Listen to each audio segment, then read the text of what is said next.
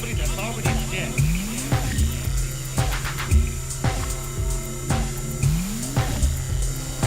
How are we gonna kill somebody that's already dead?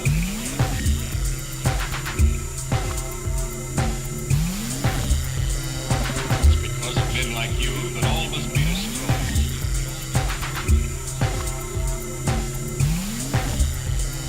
It's because of men like you that all must be destroyed.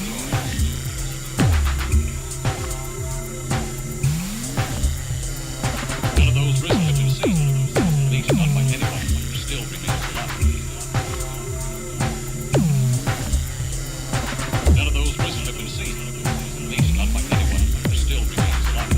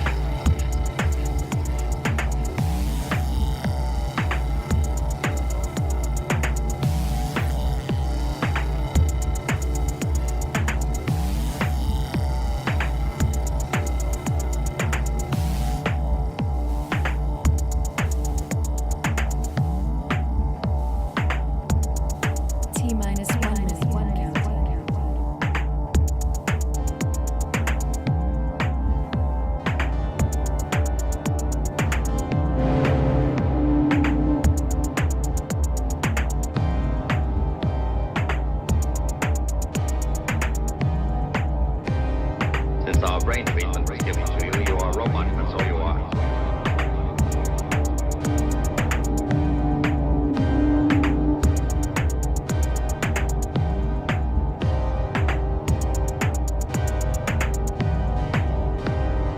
Better not change your mind. You just better not.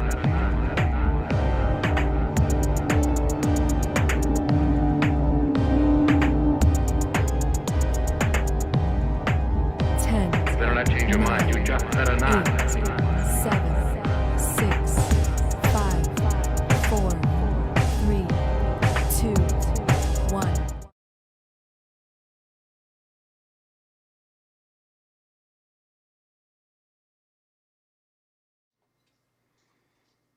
Oh, hi. Rick Dawson, thanks for hosting. SynthLab, thanks for hosting. Kreestof, thanks for hosting. Hope you all can hear me okay. I can't hear me, so I don't know. I'm just going to go ahead and guess. Welcome to Tangents. This is a show that we are putting together that's going to be us acting like we know what we're talking about, but we really don't. That's half the fun. I'm Andrew, and I'm responsible for a lot of this stuff. With me tonight is, of course, the beautiful... Greetings.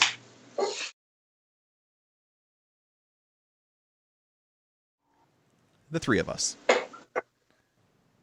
That was kind of fun. That was my attempt at doing weird transitions. Hopefully everything is working okay. Hopefully folks can hear us all right. If not... I did an audio test and I could hear you. Okay, that's good. Hopefully everyone can hear you guys as well. This is what we do when we are not professionals. So, Tangents. So this is a show about audio technology and electronic music production and all that kind of stuff that a bunch of dudes sit around and talk about anyway. And we're going to be doing that. Tangents because we also tend to go off on subjects. All three of us have very short attention spans. And so that's kind of where that goes as well. So we'll see what happens from there. So, like I said, I'm Andrew. With me is Justin and Kreestof. Justin, tell us a little bit about yourself before we get started. Hello. Yeah, I'm a Chicago-based composer, songwriter, keyboardist, bass player. Co-partners with Andrew in the X Studios empire. So yeah, I diverse musical tastes ranging from post-punk to new beat to boom bap. Produced various different projects, some of which Andrew and I have worked on together over the years. And I spent the last year, like most people, sitting in my house, but not probably making as much music as I should. And Kreestof, what's up with you? I'm a failed industrial musician from New York. I've been in a bunch of industrial bands. I refuse to work with anyone anymore, and I still make stuff on my own when I can. And I'm best known as an industrial DJ. And I've known Andrew for a little over 10 years from the golf course. Yeah. Has it been 10 years? It feels like I forever. think we met on Golf Course 6. Wow. I know, it feels like 50. I know, right? But I'm only 29, so that can't be. Which of these numbers is a lie? 12 Yeah. inches. I'm going to reverse it Besides a good single. Yeah, right? to 92. I feel good. Well, awesome. So, Also, I want to say hello to Liz Villa, who is joining us. She's the musician behind the number 8. oh, cool. Who put out, my favorite original album from last year. Nice. Nice. Hello, Liz Villa. Give Liz Villa a shout out. Or something. I don't know. Did we do that? Yeah. Okay, You I'll can do got it. I'm trying to type this on an iPad. Like I said, we're very professional here. There it is. Bam. Yay. So she doesn't stream now.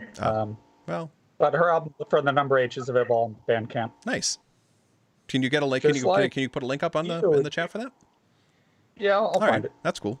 Greetings, SynthLab. Thanks for joining us this evening. Excitement abounds. Much like my belly right now. So we're going to be doing new stuff here, and the new stuff's going to be kind of goofy because this is our first show. So, to figuring out how far back do we want to go? Do we want to go back from the beginning of time and talk about electronic music news since the telharmonic was invented? Yeah. We only have 2 hours, so probably not. I mean, it's 8 o'clock Central Time, and I'm already tired. So just bring up the word telharmonic makes me bored shitless. No, I'm just kidding. No. So we decided that we're going to be basically kind of covering things over the past couple of weeks. And then we're going to kind of go and talk about that whole thing. So the first thing that I have on my list here is the OBE plugin that G4 Software put out. Now, Justin, you have it, right? I do, because I have a G-Force problem. Thank you, Dave Spears. I think it's pretty great. It's pretty amazing. To avoid like tired old debates about plugins versus outboard analog gear, I'm now in this new mindset where it's like, I could be Diva running at 96K and sound as much like analog synth, or just view it as just a beautiful thing for what it is. And it really is a beautiful thing. And I recall many years ago watching G-Force's demo of Dave Spears' OB8. And when he got it all working just right, it sounded absolutely amazing. Like I just sit and listen to it over and over, even if it was just noodling. Mm-hmm. And so I think, it's a really beautiful piece. I like it. I like the stuff G-Force does. Apparently they built this on some new technology that they're working on, some new development platforms. Nice. And it does sound different than their other plugins. The other ones I own are mostly sample-based. Like I said, I own a VSM one, but I also own the Imposker. Mm-hmm. And it sounds quite a bit better than the Imposker, in my opinion. Nice. But no, it's super cool, and it's controllable unlike the original. And some of the neat things they built into, if you watch the demos, is, you've got those SEM modules, and they're basically just synths on a stick, mm-hmm. right? And there's an array of them. And you can do really clever things with like making them all do the same thing or setting them up in groups. And it's pretty cool. That's awesome. Yeah, it's a beautiful thing in its own right. And I like supporting smaller software manufacturers like G-Force. Mm-hmm. Not that I don't use, the Native Instruments, the Aturias, but I think it's pretty cool when people put out boutique stuff that is really like a passion of theirs rather than just a business. Oh, absolutely. I agree. And we're definitely known for putting out really high quality stuff. Totally. And, a real attention to detail. So one of the great joys that I've had for synthesis was I got to go to the Vintage Synthesizer Museum in San Francisco, mm-hmm. and I rented some time, and I didn't expect to find an Oberheim 4-voice there. I had planned like, okay, I'm going to use the Jupiter 8 and the Prophet 5 and the EDP Wasp, and they say, hey, you want to try the OB 4? And I didn't really think I was going to think that much of it. And it blew me away, and it took the most of my time. To what Justin was just saying about, software versus analog, this is one of those synths where it would, an emulation is probably going to have some real strengths over the original. Because the strength and the weakness of the OB4 is how unwieldy mm-hmm. it is.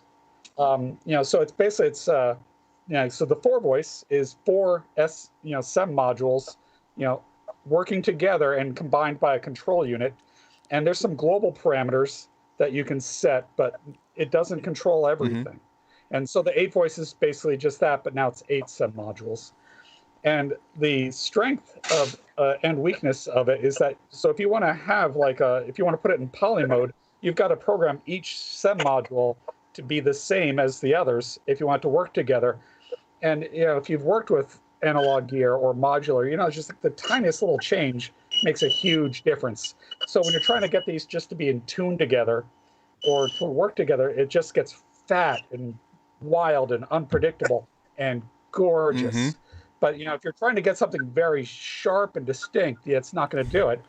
And now let me add what it does that the Arturia emulation of the SEM doesn't do, because the Arturia SEM has the tune, function, but the way, like when I first used the 4-voice, yeah, so 2 voices were working together, but the other 2 were doing something completely different than the other. So it was like, basically, it was like if you're using a Roland model with LA synthesis where you have 4 tones making up your patch. So here it was one, each stem was acting like a layer. And so you had 2 kind of doing the same thing, but then you had 2 others doing very different things. Like one's acting as a drone, one's acting like it's got a really like sharp LFO, just modulating, and it's detuned from everything else. And so just pressing one note released so much beauty, and but it's so difficult to work with. So the advantage that this OB 8 has over the Artray is you can't do that with the 4 different voices unless you load up 4 different modules, and that might be real difficult. Here you've got one control. And the other thing the OB-E does is that, like the 4 voices, that you can have the voices, instead of them all playing together, you can have them round robin. Oh, nice. And a lot of people love that kind of thing. So it's going to go from sem to sem to sem. So every time you hit a note, it changes what you're going to do. And like wave station people love doing that. So the OB-E is going to what the OB-E is going to do, though, is like, unlike the 4 voice, you can tune them all together with one click. And then you can decide how much you wanted to tune the different voices. So, I mean, and eight voices is kind of overkill for fatness, but if you want it, you've got it. But you can do 4 and 4, or you could do 3, 3 and 2 of slightly different things. So just the capability that you've got, it's going to be incredible. And I'm so jealous that you Mac people have this, and me PC users, I am shit out of luck. So. Yeah. No, the unison on it gets out of control real fast. Like some of the unison patches on there, I'm like, this is unusable unless I want my ears to bleed. But it's still beautiful. I remember a few years ago, Justin, you and I went to Analog Haven at that weird high school library. Oh, in Indiana? And didn't they have a 4 voice there that they were trying to get working? I never got to play it because I don't think it was working. I think that was the thing. Is that does anyone have a soldering iron? I think I heard somebody yell. That guy did have. Same guy had an OBXA, and he had a Moog source, and he had them on a rack next to it. And that was the first time I played either one of those. Although maybe the Moog source at Moog Fest, I can't remember. But definitely the first time for the OBXA. And when the OB6 came out, and I was playing on that, I just never felt quite satisfied after playing a real OBXA. Yeah. Now, I like the OB6. I mean, I own the Prophet 6, and I love it. Yeah, there's something magical about that stuff. But you could tell that you have to follow it around with a soldering iron if you want it to work, and that's the way that goes. I mean, I think there's something to be said about having a piece of gear that that is vintage and everything. That's wonderful, but there's also something about the playability of being able to just not have to worry about that. Yeah, I mean, I have a really good tech here in Chicago. Shout out to Mike Borish, who does really good work. But even then, like, it just becomes kind of a cost ratio, where it's like you have to almost have a collector's mindset, because if you were trying to write music and your thing is getting unreliable, it's just not. Yeah, it's like we all want a CS80, but that's also a nightmare. Yeah. Hey, not to get tangential, but did you see the new Deckard's Dream? Yeah, the Mark II Deckard's Dream. Oh my gosh. I'm only familiar with the first one. Did they change the chips on it? I don't know. They added some stuff. I didn't get to watch the whole one because I had this crazy thing I had to do today called work. But I was trying to, in between that, watch the review. So I know there's some differences. I don't know all what they are. But either which way, it's crazy. It's just mental. I don't think it has preset patching. So you're back to that like original CS80 where you have like a little matchbox version of it still does presets. I remember I was watching Ziv's review on it, and he didn't do a side by side. He didn't do a comparison between what got changed or anything like that, which was kind of irritating. Or if he did, I wasn't listening. One of the two. Oh, so it has preset. I think because I remember he mentioned the presets on there. Okay. Oh, that's really cool, because that would be one of those things where like you go like you do in the DSI stuff or sequential stuff where it's like, show me what the panels do. Like versus what the patches do. Right? Oh, absolutely. That whole that whole nightmare, right? Like, I've only got 45,000 little sliders on the front of this thing, right? Like, enough to make my OCD Seek series attend. So the OBE thing looks really cool. I'm looking forward to hopefully throwing some cash at them soonish and picking that up, because I'm definitely I have the Arturia version of it, and I agree with Kreestof. I think this will do a little bit more. And unlike Kreestof, I am a Mac owner, so I can do it. Well, the thing with the Arturia SEM is that it really was just, I mean, it seems more like a two-voice maybe model, but it's like a single SEM that has polyphony, right? Which is kind of a different sell than something like this in terms of, how you're doing Absolutely. And I talked to like Arturia's sales reps about this, about how they've missed an opportunity, because it wouldn't be that difficult to turn their SEM code into a 4-voice. But they're working on other things that'll actually sell, because everybody ignores the SEM. The SEM has a unique filter, or not completely unique, but that kind of filter where you can morph between filter types isn't that common. Most, it's like a hard switch between low pass and band pass, or high pass, and because it's variable, that's something the Oberheim had too. And like there's some distinct sounds that Frontline Assembly and Nine Inch Nails had, and I know it's from working that filter. Yeah, actually, I was going to mention that because today I was messing around with it, and I found I'm still at that point where I'm just checking out presets mostly, and it was that variable filter, and it was kind of notchy high pass, but it sounded so friggin' good with the resonance up, because I rarely reach for the high pass filter unless I'm trying to control something. If I've got an array of filters, but that thing sounds great, just great. Nice. Looking forward to that. So it's an Oberheim heavy night. Because the next news item is Oberheim announcing their 2-voice special edition. So those things are great. Good man. for Tom. Yeah, I know, right? I mean, this dude's kicking ass still. Yeah. He's on my. I'm so glad that he's had a comeback and that he's still he's a living legend. Oh yeah. Still getting to like put stuff out, and I think his partnership with Dave Smith was really wonderful. And so I know I'm positive that this thing will sell. I say it was far better than Roger Lynn's partnership with Dave Smith. Yeah, great idea, but yeah, I will say this about those 2 voices. I remember when they re-released the SEM modules. It's probably been like 10 years ago now, and I super regret not picking one up. But yeah, definitely interesting. I mean, these things command a really high price. I don't know if it's I think the 2-voice was like 4K, and he had a 4-voice version that was like 8K. I mean, you have to be really committed to that thing. Oh yeah, which I think is beautiful. I mean, some part of me thinks that I'm going to sell all my synths and buy the single like super synth. Yeah, I could see selling them all to get like the Kurzweil K2700, which can do a lot, but to get to sell everything to get 2 voices, that's a lot. I think it depends on it really depends on what you're playing, what you do with your synths and stuff like that too. I mean, some people are going to, the collectors obviously are going to go and grab that thing. Certain it's not for me, but I'm sure that there's some prog dudes that are going to be all up its ass. There's going to be some labs that are going to be all up its ass. That kind of thing. Also, I mean, if you want a SEM, this is the way you're going to get it. Oh yeah. I mean, because not a lot of them. No. So, and I mean, at least not a lot still working. So I'm sure they're going to sell. Oh yeah, and then you're also get support from them too, unlike the old ones. Yeah.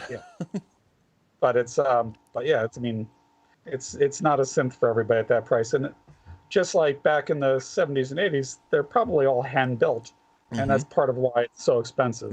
Because probably time. There's nothing wrong. Yeah, I mean, what's cool. What's kind of interesting, though, is like if you look at the history of these synths, like the bands that you grew up listening to, at least for me, like the early 80s synth pop stuff, you either had a Prophet 5 or you had some incarnation of an Oberheim. Right. And Oberheim also seemed to appeal more to sort of the rock crowd in some ways, too. I mean, obviously Van Halen made it popular and other people. because it had a really punchy sound. Mm-hmm. I mean, you wouldn't think so from the way it's, because of the nature of a tuple filter, but it really does punch.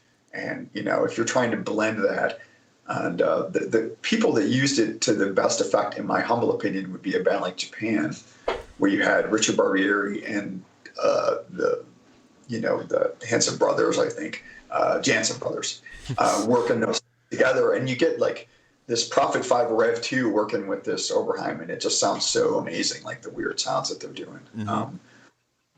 But because it does sometimes lack subtlety, and then sometimes it lacks a little bit of intensity, because it can get real foamy and sound real, I don't know, I guess foamy I think that's the word that our buddy Mark Doty used to describe the filter. And I think that's pretty accurate, mm-hmm. right? Yeah, I agree. I think OMD used that with some other stuff. I think they would layer the Oberheim and the Prophet 5 together on like some of their. Yeah. I can't remember which song, but I remember reading something about. I can't remember the keyboard player's name in that band. It's the song that he sang too. That they did that. Yeah.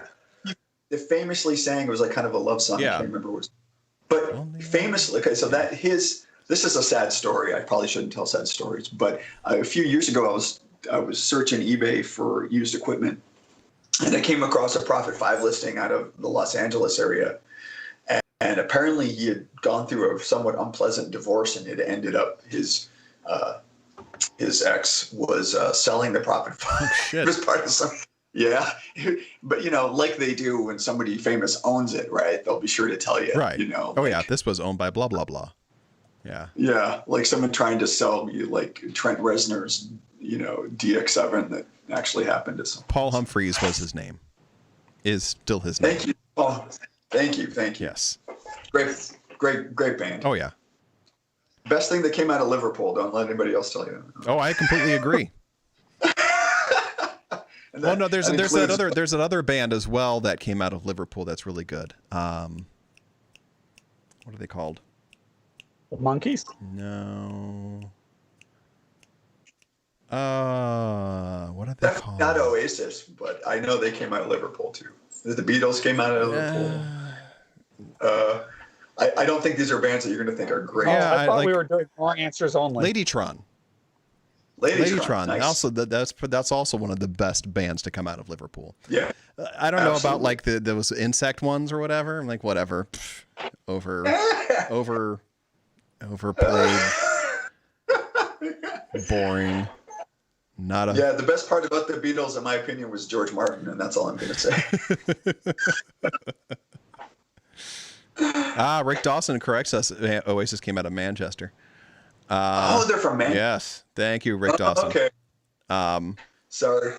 Well, you're my Wonderwall. I know that they're all, in this sort of Mercia area of Northwest England, but I'm sure I offended a ton of Mancunians as well as Liverpudlians, and I apologize.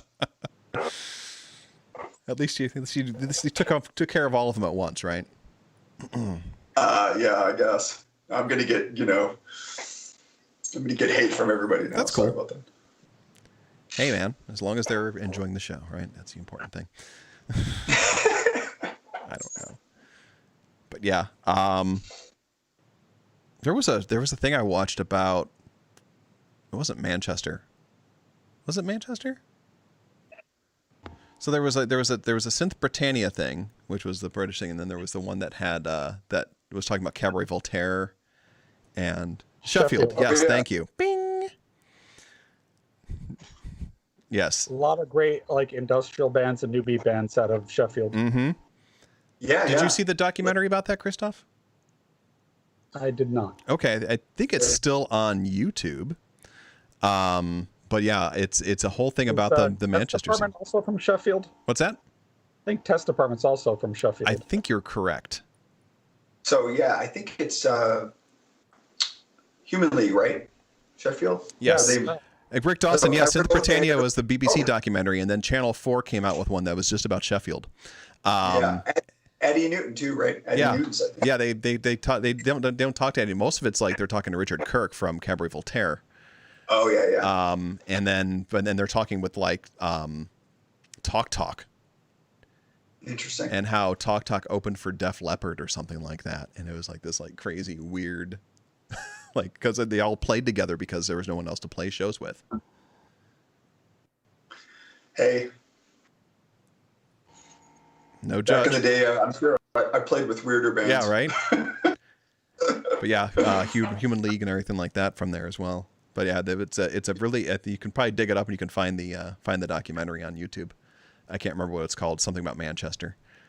Just type in like Manchester synth documentary or something like that. I might be pulling that out of my butt. Maybe I'll look it up while we're and link it when I can find it. So more Oberheim news, because we're not done with Oberheim yet. This is more tangentially related to Oberheim news, and that is Behringer losing their trademark bid to get the Oberheim name. Dun dun dun. Which, whoops. And they're pushing that UBXA synth out, and they're going to try to like slap his name on there. And yeah, they almost called it the Oberheim XA. I know. They released a picture of it. I'm looking at the picture right with now. Yeah. that. Yep. So I'm glad they took a loss. Yeah. Here. Yeah, I mean, there's a lot of politics with Behringer, but I mean, suffice to say that I think it's better. And of course, there's all of this mystery now about patents, right? Because Sequential did the same thing, right? They're pursuing a patent for it, which I mean, because of that whole group of folks that, like, I forget, there's like a whole bunch of them that used to get coffee together all the time, and that it was like Oberheim and the guys from Emu, but definitely like. They're pairing up with the OB6. There's been a ton of speculation that Dave Smith's move to come out with the Prophet 5 and Prophet 10 was a way to foil Behringer away from trying to make a Prophet 5 clone.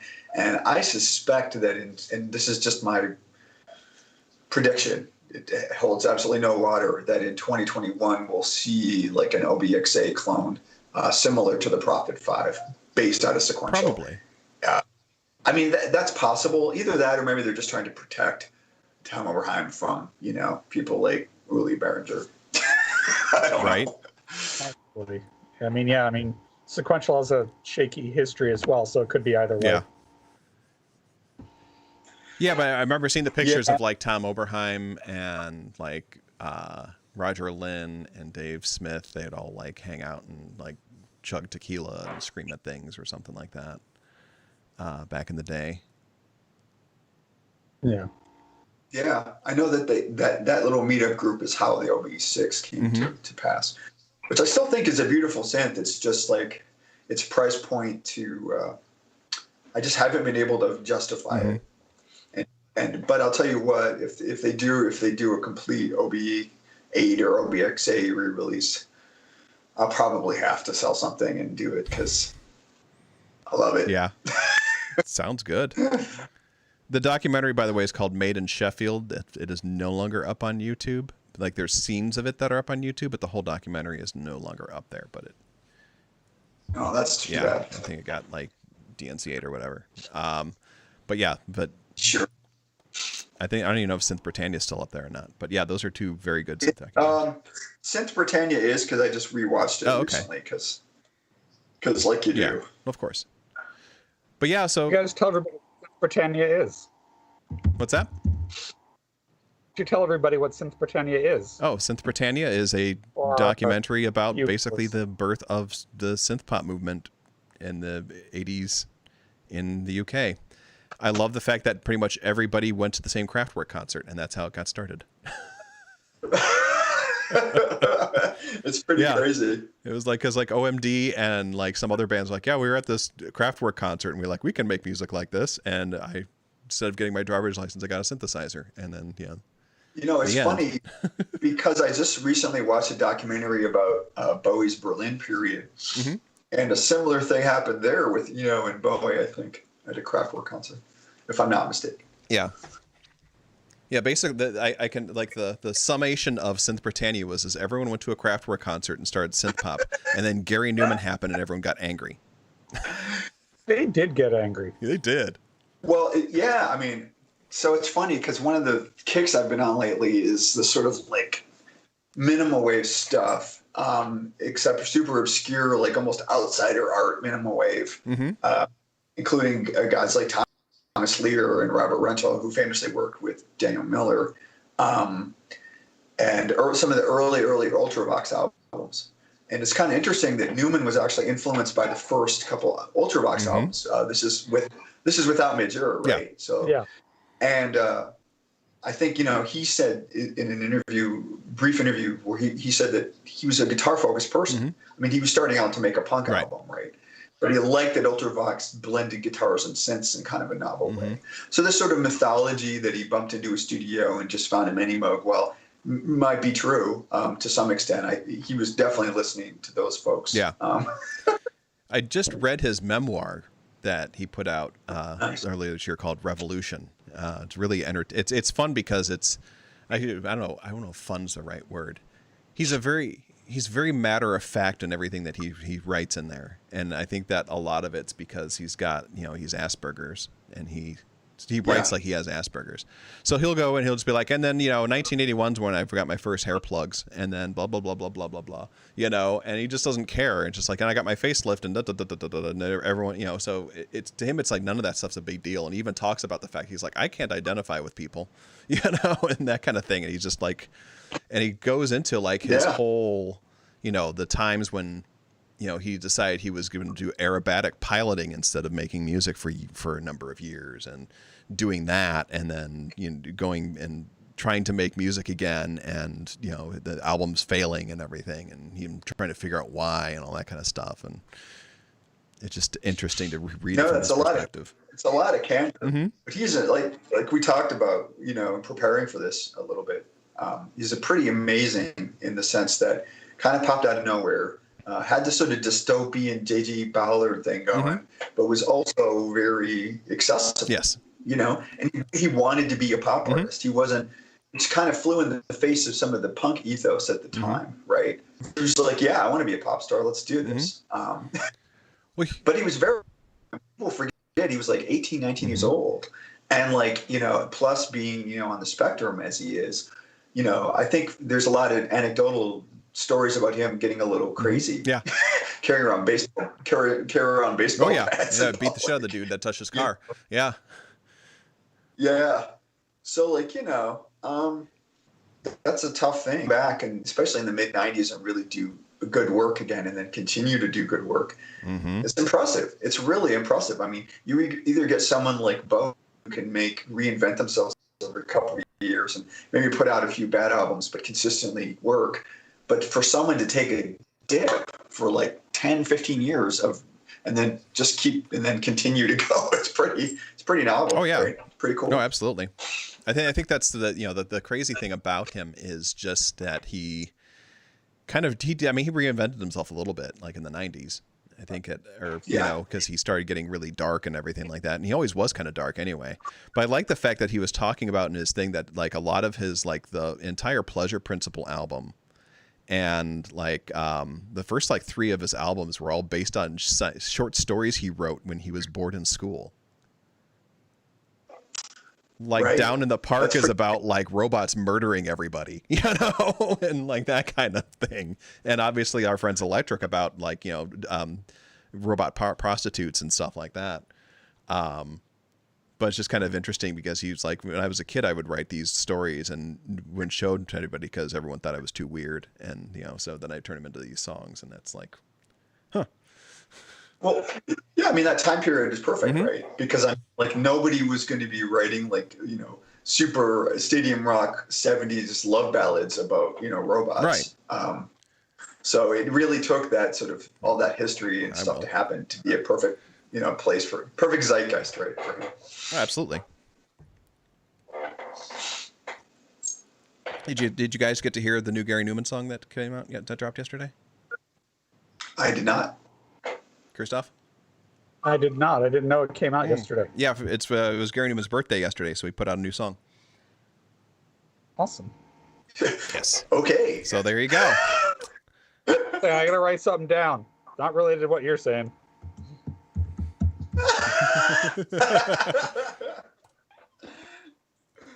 All right. I know what I'm doing. Ratchade there. is challenging us here. He uses his real So I- name, just I changed the just name. thought, like, False. His real name is Gary Webb. Okay. Yes, his name is Gary Webb. W-E-B-B. All right, so I'll tell you my dumb Gary Newman story because it's related to his name. Yes. So I got to see him backstage. I think this was late '90s. His first U.S. show in decades. He's playing at Irving Plaza, which has been renamed since then. And I had a friend who was in the music industry, so he just kind of like got us into the VIP area. So I got to meet him afterwards. And this is before that he had announced that he was on the Spectrum. So I was trying to do like stupid Chris Farley type interview jokes with him. And so if you're on the Spectrum, those jokes aren't going to work. No. So it's like, hey, how'd you come up with the name for your band? Oh yeah. You know? These are the And he just classic. goes, oh, I forgot to introduce the band. It's like, no, I just meant you used your, never mind. This is But the he- classic he- Chris Farley, Paul McCartney interview type of stuff. Yeah, exactly, because I love that interview. I think it's really funny, but it also makes me want to cry. And I think they both did such a great job for it. And I never wanted to like Chris Farley, but he's so good and touching in that interview. When he says at the end of it, it's like, you remember at the end of the White Album where he said the love you make is equal to the love you take? Yeah, Chris, I remember that. Is that true? And he seems like he needs this answer to be true so bad. And it's just like, it's like, oh my God. And he says, yes. He's like, awesome. You know? So I want to do that kind of thing with Gary Newman, and fell completely flat. Just made an ass out of myself. That's like when I went backstage to meet Thomas Dolby, and I said, I really love the Howard the Duck soundtrack. And that felt really flat too. Yeah. Wait, Maybe a did you really? Yeah, I did. Oh, I said, Yeah, dude, Howard the Duck album was fantastic. And he was like, well, let's talk about this though, because that was a terrible movie. Yes. So you know that I am an '80s fromage movie connoisseur. Of right? course. Recently, Jody, my partner, is also a big '80s fan, and so we recently rewatched the movie Tough Turf. Which have you seen this movie? no. Yeah, it's got what's his face, Spader and James Spader? Downey. James Spader and Robert Downey's in it. Downey's not even famous enough to be on the cover of the thing because he's just but he kind of, yeah. But anyway, terrible film, really. I mean, but it's, like, since we're getting tangential, you know how those movies are. They're nostalgic and they have some value. But some of the soundtrack was like, especially since I listen to a decent amount of sort of synth-wavy stuff now, I'm like, wait a minute, the soundtrack is pretty cool. Like, it's very interesting. And I think a lot of those films could have really good soundtracks and be pretty garbage films. Oh, yeah. That's okay. And there's also some pretty garbage soundtracks to those pretty garbage films too. Yeah. I'm not saying Howard the soundtrack- Duck was terrible, but Well, how about the Metropolis reboot? I mean, there's a terrible soundtrack. the one that Giorgio Moroder produced. Yeah, I can't do like Jefferson Starship or Toto or whatever bands were on that thing. It just wasn't working. But for you me. like the Dune soundtrack just fine.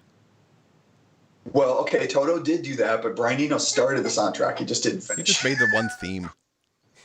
Which was so cool. It is cool. Toto did a great job with that album, Yeah, with exactly. that sure. soundtrack. So I'm looking at the Tough Turf soundtrack. People Who Died by Jim Carroll Band is on it.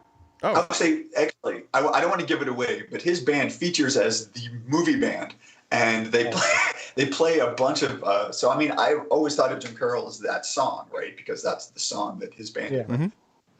I guess he was actually a poet who kind of got tricked into being a musician or something. But anyway, yeah, they play a bunch of their songs in that show, and that I never heard, and I thought that was kind of fun. But there you go. yeah, good stuff. Wow. Sorry. So Why are you you sorry? off on This a is the point of tangent. this, isn't it? Tangential? Yeah, absolutely. That's so funny. Yeah, I don't know. So we got to there from Howard the Duck and meeting Thomas Dolby. Mm-hmm. And yeah, so I know I've heard doesn't have a sense of humor about his work is Ronan from V&V. Oh, no, he does not have a sense of humor about much of anything, especially his work. Yeah. I mean, yeah. Apparently, he's very sensitive about Simron and stuff. He's also very sensitive of when you point out the fact that no one's really doing anything on stage, but that's besides the point. Yeah. Yeah. Well, you know. Yeah, you know. They have flares sometimes. Yeah. If you're not burning yourself with flares, that's a success. They hit the crash symbol occasionally. Yeah. It's hard to be in that kind of band. It is. I mean, night after night, standing there pretending to play things is difficult work. It is. I mean, it's somewhat demoralizing, right? Yeah. I don't know. But it's interesting though because it is a job that I could do though. Yeah, right. Like I'll be in your band. I don't have to do anything, right? Just pretend. Just jump up and down. I'm in. Light some flares. Yeah. Well, it's interesting when it's really reducted. Like watching Daniel Meyer, who's played here in Chicago and in Cleveland a number of times. We played with them a number of times. You know, freaking one-man band. You know. I saw him do a thing in New York. He had a table full of gear, and he was real-time manipulating everything, and it was amazing. It was really well practiced, and he really knew the gear. It was really impressive, and it, you know, as compared to all the I hit play. Yup. So yeah, it was really impressive. There was a band that I played with. I can't remember what they were called now. Mellotron, that's what they were called. I remember they were a synth pop band that were briefly popular, and we were playing with them in Covenant. And during soundcheck, I looked over at Mellotron's gear, and all the keyboards had all the keys broken out of them. Wow, that's like some kind of 80s, like, ironic. We're playing guitars without strings, kind of a statement there. And they had like they literally these were like two Prophet 5s, and none of them had keys in them. Ooh, that's kind of blasphemous. Well, I'm guessing they just bought these things as props, and they didn't have keys in them to begin with, and that way they didn't have to worry about it. Fine, get like a Venom or something. I mean, what do you... Yeah, I know, right? Well, this is before the Venom was, you know. But still, you could have just gotten some MIDI controllers and jumped around. Half the people wouldn't know what those were, you know. Fair enough. It's like watching Top of the Pops when like back in the 80s when everyone had the huge keyboards, but none of them were plugged in. Yeah. That's still a thing of mine where when I go to concerts, I check to see if everything's plugged in. And frequently they're not. Yeah. Like I've been to shows where like they put the cable up to the thing, but they forgot to plug it in. They just left it hanging off the stand, just hanging in there. They're still going like they're pretending. They're like, you've been holding in that key for the past 20 minutes. You got to play something else? Yeah, that kind of shit drives me a little bit up the wall.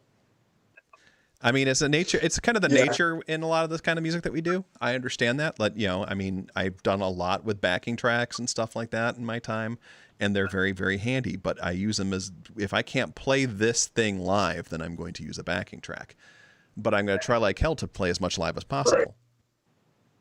Yeah. I mean, like Missile Command, you had an interesting situation, you know, because you have a number of people, so that kind of helps, right? Like if you're like the classic sort of synth pop duo situation, it would be utterly disingenuous, you know, unless you want to be some kind of prog rock superstar on this gyroscopic chair playing 8 keyboards. The reality is that there's going to be a ton of backing. Oh yeah, and that's fine, but you should still be playing something. Yeah. You know, play the lead, you know, play the solo, play the bass line or something like that, unless it's like, you know, in 64th notes or something like that, which, you know, whatever. But if you're not doing that, you could still do real-time sweeps. Absolutely. Yeah, you do something. Dump the thing in Ableton and just click on the scenes, you know, something. Make it something interesting. Jesus. Well, actually, I mean, we're getting heavily tangential. Oh, no. Which is the time. But I mean, we should probably get back to the news. No. But I will say that I've had a lot of thought after, you know, our spooky thing, which about 2 years of doing live improvisational electronic music, for better or worse, is that to me, like before that, playing in bands, like before when I was a bassist primarily, you know, when you have to remember everything and you have to play it live and, you know, don't screw up. Kind of a different environment, but it's like, to me, I've thought about creative ways of doing it live, and I've seen people use things like Ableton and clip launching, and even some of the new sort of MPCs type of stuff. And I can see that as a possibility to make things more interesting. because you can't always be like Orbital and like just rewrite your songs. I mean, if you have an actual song where someone is singing and you need structure, you have to be really creative about how to Absolutely. mix it up. You know, and while I love some bands, like I saw Boy Harsher about a year ago or maybe 2 years ago, I was super cognizant that there was not a lot live going on, and it upset me. Yeah. You know, for the same reason, I'm sure it upsets you. I don't know. I mean, I think it's more, you know, I don't know.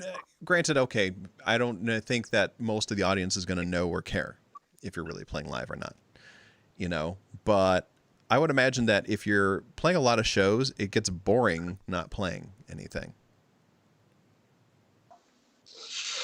Yeah. You know? Yeah, it just feels weird. It's like when when I saw Grimes at Moogfest, you know, a couple years ago, and that was terrible. Not just because like the music wasn't that great, which I wasn't really a fan of, but she had this gear there and she never touched it. She was really just jumping around. Like, why do you have? Because it's just why do you have that there? Why? What's the purpose? Why are you playing at an electronic a festival that celebrates synthesizers and not touching a fucking thing? Not to question her judgment overly, but I think she built a handmade boat and tried to sail down the Mississippi. So, well, there's something to be said about that. I mean, that if she's a craftsperson, it's fantastic. Did she take her sense to I think on that boat? I think it sank just south of St. Paul. Okay. So, life choices, you know. No, but you're right about Moogfest. I mean, if you're going to go there, you better touch a fucking synthesizer if you're playing at Moogfest. Yeah, you better come prepared. You know. Yeah, there's a lot of people that just bring their synths out as a prop. Yeah. Oh, I know. You know, and you know, like there's a famous EBM industrial band, and they don't really use any of the gear they're having. They hand a CD to the guy at the board, and they just dance around. So yeah, they're not always using the gear. They're not. And I've always had a problem with people like if you're bringing 3 keyboards, you better touch all 3. Don't just be bragging that you own these 3. You know, and why would you? It's so much weight, it's so much difficulty. You're putting it all at risk. I always brought out the least that I could, but still, you know, because I started a long time ago, even though I'm only 29, you needed a lot to do a little because it was all so limited. But I didn't bring out anything else because also there's so much pressure when you're playing. If you're not the only band, you got to get set up 15, 20 minutes and out of there 15, 20 minutes. The more you add to it, the more cables. It's just such a challenge. No, absolutely. So, I mean, and so I just have a problem when I see people bringing stuff out. And I know drummers have the same thing when like a drummer's got a huge kit, but they're just bragging that they have a huge kit and they're only hitting like, you know, like the kick, snare, hi-hat. the kick, the hi-hat. And they've got all these toms and go-go's. Gongs like behind them and shit like that. Yeah. Yeah, I think that, and that's, you know, it's like when the heyday of Missile Command, when I was doing that, it was literally, I just brought 4 keyboard controllers and they were all connected to a laptop. You know, and I used Main Stage because I was, you know, at that point I was recording everything in Logic, and so I could just dump everything out as individual channel strips, but we were still all playing our parts on there, and there was a backing track that was playing drums and, you know, samples. But other than that, it was just kind of like, you know, here we go. Now we're all playing live, and you can hear us fat fingering because none of us were really skilled keyboard players, you know, but it was more fun. It was more enjoyable because that also gave us all a chance to get together and rehearse and practice and like figure out what we're playing and everything like that. I don't know. It was just it was a lot more entertaining than like literally like not playing anything. And so I want to do a tangent on that with laptops and fat fingers. Mm-hmm. So Kraftwerk is basically this: 4 guys in front of laptops. Yep. And yet there were little errors both times I saw them, and that's how I knew they were really doing something, and I loved that. Yeah. You know, 'cause they could just stand there and fake it, and it could be perfect, and they didn't. Yeah, exactly. It was better for it. Oh yeah. The Cryptomancer says that a wicked synth band live was Men Without Hats, and I will agree. Hey, I drove you drove me to that show. We went to see Howard Jones, and Men Without Hats were far better. No offense to Howard Jones, but I just didn't want to do the sing-alongs, and that was most of it. Yeah, that was really the worst. Yeah. Like I felt really uncomfortable. Yeah. Because like, I mean, you and I were, you know, kids listening to this music. the majority of that audience were sort of boomers who were in their 20s listening to that music. And now they were like in some other state of like golf course, like mental haze or something, you know. But it was crazy. It was so weird to see people singing along to Howard Jones. And I was like, this is friggin' cringeworthy, man. Well, like, I think you've got to allow it because I think people are going to drown him out if he doesn't give him the opportunity. So there's a lot of people right now. It's like you're not going to hear the band, like like when Depeche Mode comes out, the audience is singing it so loud you can't hear them. Yeah. And so for Howard Jones, it's kind of the same. So Rach S8, who's in the chat, we saw Howard Jones near here at this really small place, and he sounded pitch perfect just the way he did in the '80s, and it was amazing. Oh, yeah. So the next week, when he on the Today sang, Show, he sounded great. Yeah. Unfortunately, the next week he was on the Today Show and he got too excited, and he started to kind of like scream, and his voice broke. And you could tell they were excited to have him, and he was supposed to do 2 songs. And once his voice broke, they cut to commercial, and they come back, he's gone. Oh. And he blew the opportunity here, and it was like, oh my God, you almost like had your comeback, and you got too excited in your moment, and you blew it. And and he sounded terrible, and I knew that he doesn't sound like that because I saw him the week before with Ray Jesse, and it was great. So. No, he is great. He was great live, and he had a good live setup because he had Chicky Reeves as the front of the house guy, and then he had Robbie Bronneman on stage with him playing. Really good stuff. Oh yeah. Yeah, that was an interesting night. I think we were also like kind of tired too because we were running all over the place that day too. That was the House of Blues. Yeah, that downtown, was. I think. That was. Yeah. Lordy. The original House of Blues in Chicago. Is that no longer there? No, it's there. Okay. I think the franchise made. But then again, I was wrong about Oasis, so I could be wrong about all kinds of things. Oh, okay. I understand now. I was a bit confused. I'm like, are they the original? Like that's never mind. Whatever. So yeah. Look at us go. Hey, there was an update that came out last week on the Prophet 6 and the Obi 6. Once again, a little bit more Behringer. Sorry, a little bit more Oberheim. You'd think I was drinking liquor. Yeah, I haven't upgraded my 6. I don't know if you have, Andrew. I have. But I do. I have the Rev 4 Prophet 5 that has that feature just built in. It's great, but it can get mental real fast. Like, because I mean, when you twist that knob, you're loosening everything. The envelopes, like vowels. Filter. It's not just like slop, right? It gets all kinds of wacky. But for pads, I like to keep mine between 2 and 3 on the Rev, because they actually consider it like a versioning, right? All the way down to like the Rev 1, which was like turned on for 5 minutes and then exploded, right? So like, it can sound really, really good if used like in the right way. Yeah, not used for evil, or maybe used for evil. They also integrated MPE support in both those devices as well. I saw that, and you are a MPE person. Yes, Rick Dawson. Thanks for listening tonight. Sleep well, and dream of British people. Take care. Yes, and as an aficionado for all things MPE, I did get to. I've been playing with the MPE functionality more than I've been playing with sloppies. Yeah, it's kind of it's kind of a novelty, but I will say it's cool that Dave Smith is like, hey, we can give. He takes care of the punters, he takes care of his customers. So it's like when you're in a position where you bought something, and a few years down the line, I won't get on my tangent about Roland, who were like the kings of abandoning technology. Yeah. He cares. He cares about his customers enough that he's like, hey, I'll make this available to you. And I give him high praise for that. Yeah, any gear manufacturer that continues to work on stuff after they put it out for a number of years is definitely a plus in my book, which is why I don't buy Roland stuff if I can avoid it. Yeah, because they got the sad demise by decent. What's that, Kreestof? What's that? Because once Roland's got your money, they're done with you. It's for sure. Yeah, no. I bought a TB3 last month for $100, and I feel like I spent too much on it. But I needed it because I did the 303 thing last weekend. And so I needed something that sounded Okay. like a, acidy bass thing, which I probably could have just used the MS-2000, but I didn't want to use the MS-2000, so I got that thing instead. Now I can use. Think about how much Molly and gummy bears you could buy for. I know, $100. right? Come on. God, I could have had. Who's Molly? I don't know. I think it's a Dexy Midnight Runner song, but didn't catch on. I don't know. Come on, Molly.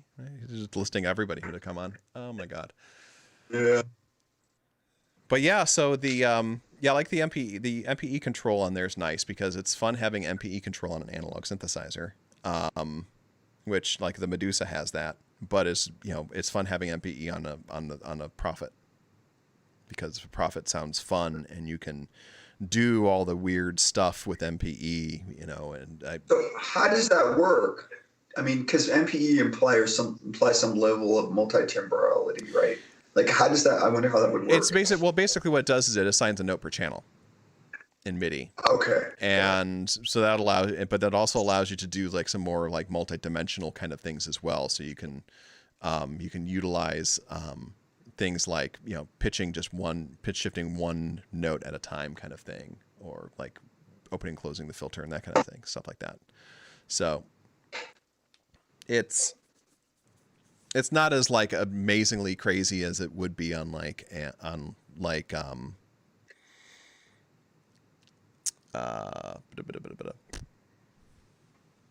Hydrasynth. Peak. The Peak doesn't have MPE control on it yet. Oh, it doesn't.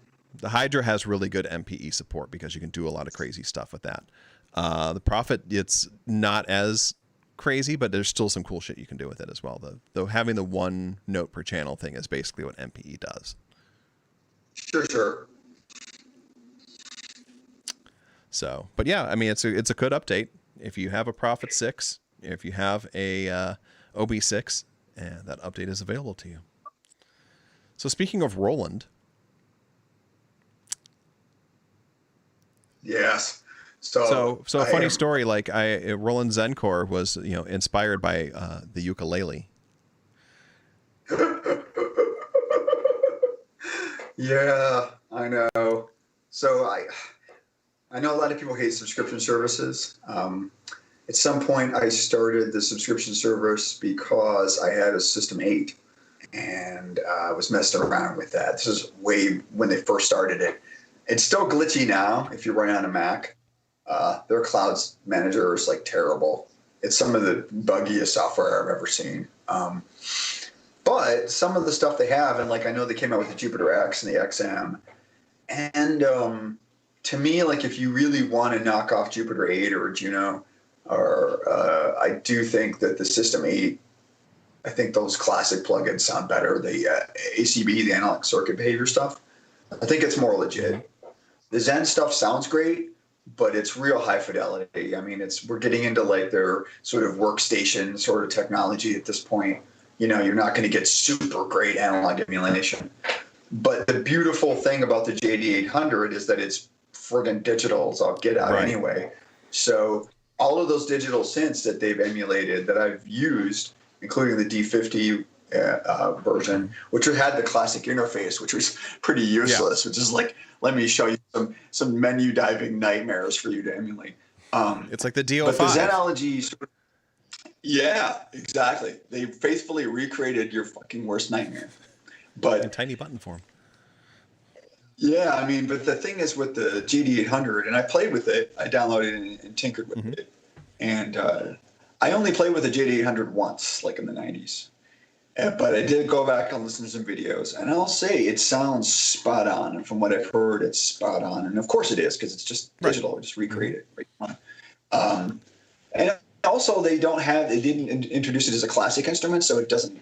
They've got their own sort of Zenology sort of interface, which is kind of ugly and offensive, but it's actually way more functional if you're trying to write patches on this. Well, I would imagine trying to because the JD800, for folks that are unfamiliar with the JD800, the thing just looked like nothing but sliders and a keyboard attached to it. I mean, I think there was like something like 20 sliders, maybe more. I don't know. Oh, it's a thing of beauty, and it's a tactile instrument. Right. It's great, doing that with a mouse, but if trying fuck to do that. that No. with that friggin' mouse, yeah, no way. Yeah. It was kind of like signaling the end of an era for synthesis for years, as all the manufacturers dropped all the controls. So you had to do all this really frustrating menu diving. So the JD800 was the last that had a ton of programmability with one control per variable that you needed to adjust. So it's beloved in that sense, even though its sound engine got eclipsed by later since. But it was just very playable unless you had a programmer. Yeah. You know who loves that thing is freaking ambient artists. Oh yeah. Ambient, like binaural beat people, they love that thing, and it's because it is a pad monster. It really is. I mean, even the D50, if you program it, it's just that the D50 is such a pain in the ass. Yeah. And it's got that really terrible latency. So here you've got a similar engine, but it's much more programmable, so it's just a lot easier to use. So there's an industrial band I loved, and their main synth was the D50. And I had never, at that time, I'd never used one, and I just thought it was this terrible preset synth, and I didn't realize how good it could be until I saw what they were doing, and I realized, oh yeah, well, if you learn how to program it and mixing the harmonics and changing the envelopes, you can do amazing stuff with it. But just so many times, like great synths, like everything from Yamaha, they destroy, it gets like the interface gets in the way so hard that it never gets exploited the way it should be. Evan, thanks for the follow. Yeah, and I think that's a big thing. Is like I'm a snob motherfucker when it comes to interfaces. Like I will throw fits about it. We've been to synth conventions and the manufacturer showing something, and I was like, why did you make it like this? I mean, I complain to PreSonus because all their gear has different styles knobs, and it drives me insane. Yeah, I think you had it in for what is it? The guys from Modal. Yeah. Was it at NobCon? Yeah, you were criticizing them. Oh yeah, because their synthesizer, the case was the same, was like 2 shades of a color different than all the print that was on it, so you couldn't fucking read it. I know, it was so invisible. I think that was a prototype because I think they did change. I think they finally did because I went up to him and said, "You can't read this. What the hell?" Yeah. And yeah, it's kind of like when they make a desktop synth and they put all the lettering above the knobs instead of below. Yeah. Like where am I going to be? Right. Or they make the D50. Or they recreate the D50 as a D05 and they give it the exact same interface, 30% smaller. Yeah, but I can see why they did that. Because if you're used to that menu system and you already instinctually know it, then it makes sense to redo it this way. And also cheaper, because to make a good interface for that, you need a JD800. That's true. Yeah. There's a software interface for that, right, Andrew? Yes, there is. And that's the way to go. Yeah, absolutely. And that's what makes sense about the whole ZenCore engine is that if you're using a computer to do the editing and you can see the 300 things that you can adjust easily, that's the way to go. Because menu diving is hard. Absolutely. But at the same time, like there was sorry, go ahead. So there was a sound program that I loved, or a synth editor called Sound Diver. I remember Sound Diver. It was the best thing ever, and it programmed every synth, and it just gave you these beautiful interfaces.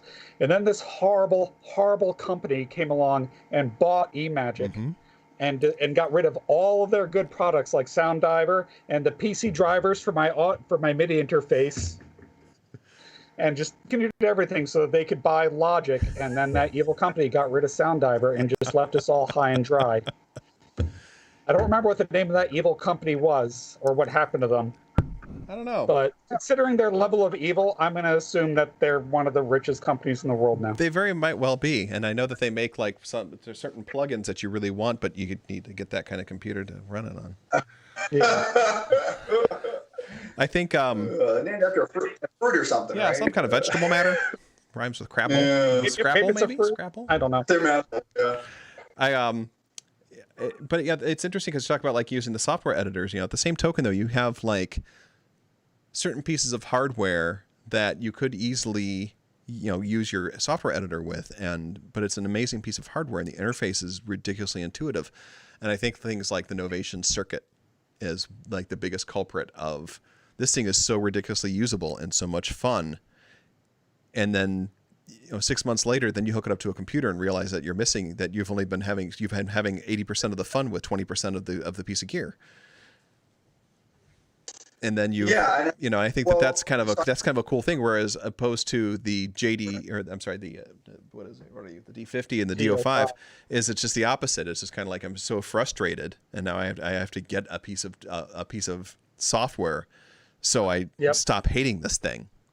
And at that point, you're like, well, why am I even using this piece of hardware? Why don't I just use a soft synth with a good interface? Exactly. And if you're going to have to reach for a computer, so yeah, I get that. Yeah, in which case it's like, okay, I can play with the D50, or I can just pop open Omnisphere and blow my fucking mind, and Omnisphere does that very well.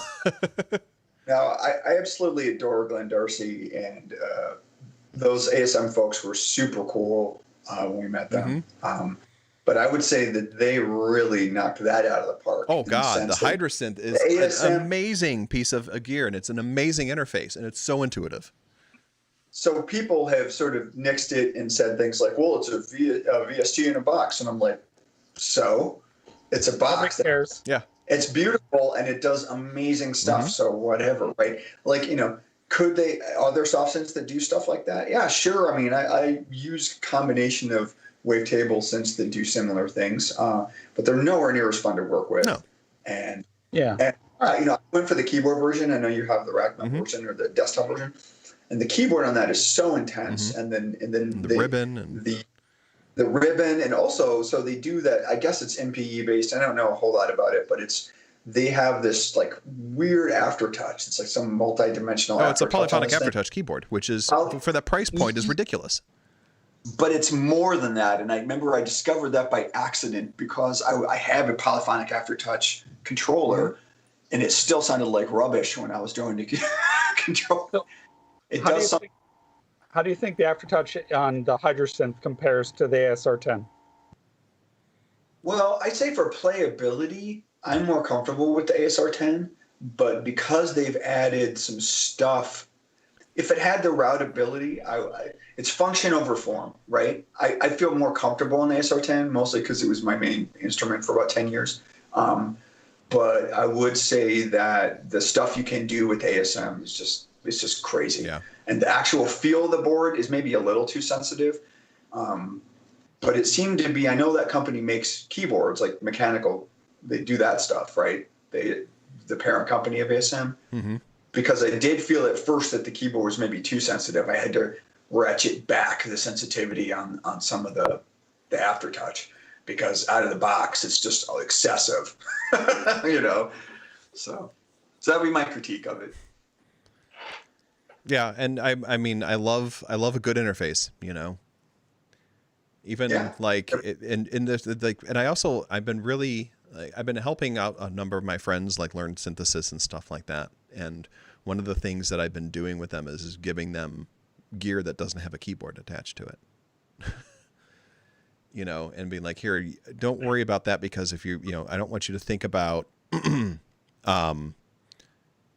playing like a keyboard. I don't want you to think about piano or, what notes go with what. I want you to think about, how you're making sounds and stuff like that, and how you're. That's very West Coast of you. Oh, I know, right? Yeah. So like, you can blame Herb Deutsch for that. Yeah, right? I know. He's the one. And Dupla. Yeah. Yeah, right. And so like I'll bust out like the circuit, or I'll bust out like the Hydrasynth desktop, or I'll bust out the Deluge and show them how to work that instead. Or the Medusa is great, because the Medusa is kind of like this wonderful beginner synth in a way that's ridiculously powerful and gets really, really, really weird, and you don't have to know a fucking thing about how to play a keyboard. And you just get lost in creating music and in your own way, and creating sound and that kind of thing, which I think is, when you're playing synths and stuff like that, that could be a much better approach sometimes, instead of thinking about the playability of a keyboard, at least to me. And your mileage will vary, of course. So to run the risk of like sounding overly important, I feel like I'm a decently accomplished keyboard player, but I feel that it limits me in synthesis, because it limits the way that I'm going to play. You know what I mean?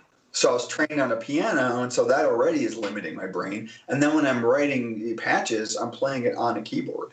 And so something as simple as like Machina calls me to think in this totally upside down way. Yeah. That is amazing. So I think in some ways limitations and new approaches are actually more important, you know, and not to diss anybody in particular. There's another show that I won't talk about where they were reviewing a piece of gear that was sort of an entry-level cheap piece of gear. And one of the commentators was like, oh, this is just a toy.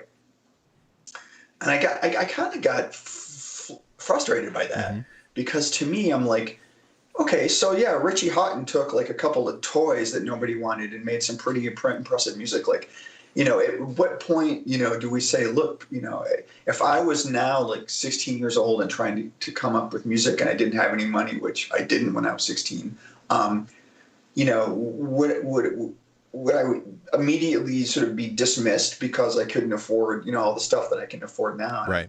I think that the haughtiness really bothers me. Agree. And to me, it's like, look, if I could play keyboards, I would figure something else out. And it's all about what you're hearing and what you're doing and the feedback that you get from the thing that you're using. And I don't care how people do it. Just do it and have fun and make good stuff. Yeah. Oh, yeah. Absolutely. But it's kind of fun to like give them something that you know, this is, you can make music off of this, you know, or sit them down in front of the modular and be like, you can make music with this, and, you know, show them how that works. And I mean, what better way to, you know, freak somebody out than by putting them in front of something that looks like a telephone switchboard and tell them to make music. Well, what's great though is, I mean, look, I don't have a modular rig like you do. I haven't gone down that rabbit hole. Yep. But even the semi-modular stuff I played with, it is so immediately satisfying. Yeah. I mean, I don't care who you are. It's like, this is awesome. I just moved this patch cable and I tweaked a knob and holy crap. Yeah. Oh, yeah. No, absolutely. So we're going to take a quick break here. Not even really a break. So we have a giveaway tonight. I know, it's exciting. Special thanks to our sponsors, X Studios. Wait a minute. Am I going to get paid for this? Yeah, sure. Right. Yeah. So, you know, you can buy our swag. This coffee is much better coming out of an X Studios mug. My brain feels much better covered in an X Studios baseball cap. I at least didn't wear the t-shirt tonight. Okay. I know I'm a fucking whore. I understand that. But what we are going to be giving away actually is Justin's album components under his nom de plume Subsoma. And so we're going to get that fired up on here. You do have to be following the channel in order to win the prize. So we're going to get this going. I'm going to push this button here, start giveaway. And we got 10 minutes, dun, dun, dun, to enter this whole thing. So it just popped up on there. You used the exclamation point raffle to enter into the raffle. And once it's done, we will pick a winner. And then I will message you the download code for Subsoma's Components, which is a brilliant album off of X Studios. Thanks to our sponsors, X Studios. The gentle laxative. Wait, no, that's not right. One day we might have something that's not as janky of giveaways than stuff that that we're doing as far as that's concerned. Maybe we'll have someone give something to us to give away, but maybe a dream date with Kreestof. Who knows? There you go. JP. It's a nightmare. I promise. JP Sputnik just followed us, Justin. Oh, nice. You know him. I do indeed. Yes. So, while that's going on, people are entering their raffle, hopefully. Maybe they won't, and then that means more albums for us. So what do they have to do to enter the raffle? There Exclamation we go. point raffle. Raffle. All right. Act Detect, you're a smartass. Almost. Yeah, I know. You could do it. All right. There we go. Free album. I know, right? Who doesn't like albums? Good And it's a stuff. kick-ass record, too. And it's a digital download, so we don't get your address and show up at your house or anything. Like that one it time? just goes right to your computer. We don't know who you are. Way better. I like the way you sell things, Kreestof. Right? Yeah, it's nice framing. I think it's just Not since the last time. Yeah. I learned it from watching Rafi in the league. Oh my God. So while that's going on here, thanks to everyone for entering on this. That's awesome of you. We can go moving on with our amazing show here. So virtual reality, huh? The SynthSpace VR synthesizer. Now, I have a... All right, hands up. Who's got a VR rig? All right, so that's just That's you. me. I don't have one. Yeah, so I have a VR rig, so I tried it. And well, like most things in VR, it needs work. Okay. It's kind of janky. There's another company out there as well that does this VR modular synthesizer thing, and it's also equally kind of janky, but it's a little bit less janky. But there's nothing for it as far as modules and stuff like that. This has got more modules, but it's like the interface is just really weird. Like they can't figure out how to make your hands do things very easily, and I think that's really the biggest thing. It sounds good. I don't know what the hell you do with it other than plug it in and listen to it by yourself. There's no social aspect to it right now. Maybe that'll be coming in later on. I can see that being more of a thing where it's like you can put on your virtual modular on the spot shows. I would imagine that would attract as many people as going to see a modular concert live would. You could get ones of people. And I speak from experience. I have played many a modular concert for other modular artists who are playing after me. Yeah, that's who's gonna go. No, the trick is to get writing another song, buy a modular rig, and then when people come to maybe hear something like the normal, instead they hear your self-indulgent modular stuff. I know, right? Not that I'm not picking on Daniel Miller specifically, Daniel Miller. Although to be fair, the one time, when I was at the modular on the spot at Moogfest, I'm sitting next to Martin Gore, who is also self-indulgent. Who's also, but still it's kind of funny. I'm like, hey, wow, there's Martin Gore sitting next to me while I'm watching this dude like turn a knob for 20 minutes, where everything's going. That was so great. When we saw him, it was Daniel Miller interview. Yeah, that was a great interview. That was great, and then they presented him. Moog presented him with the matriarch. Yeah, was that what they gave him? Oh my gosh! It was like the first matriarch off the board, I think. Yeah, he looks great considering all he's been through. But yeah, good stuff. Yeah.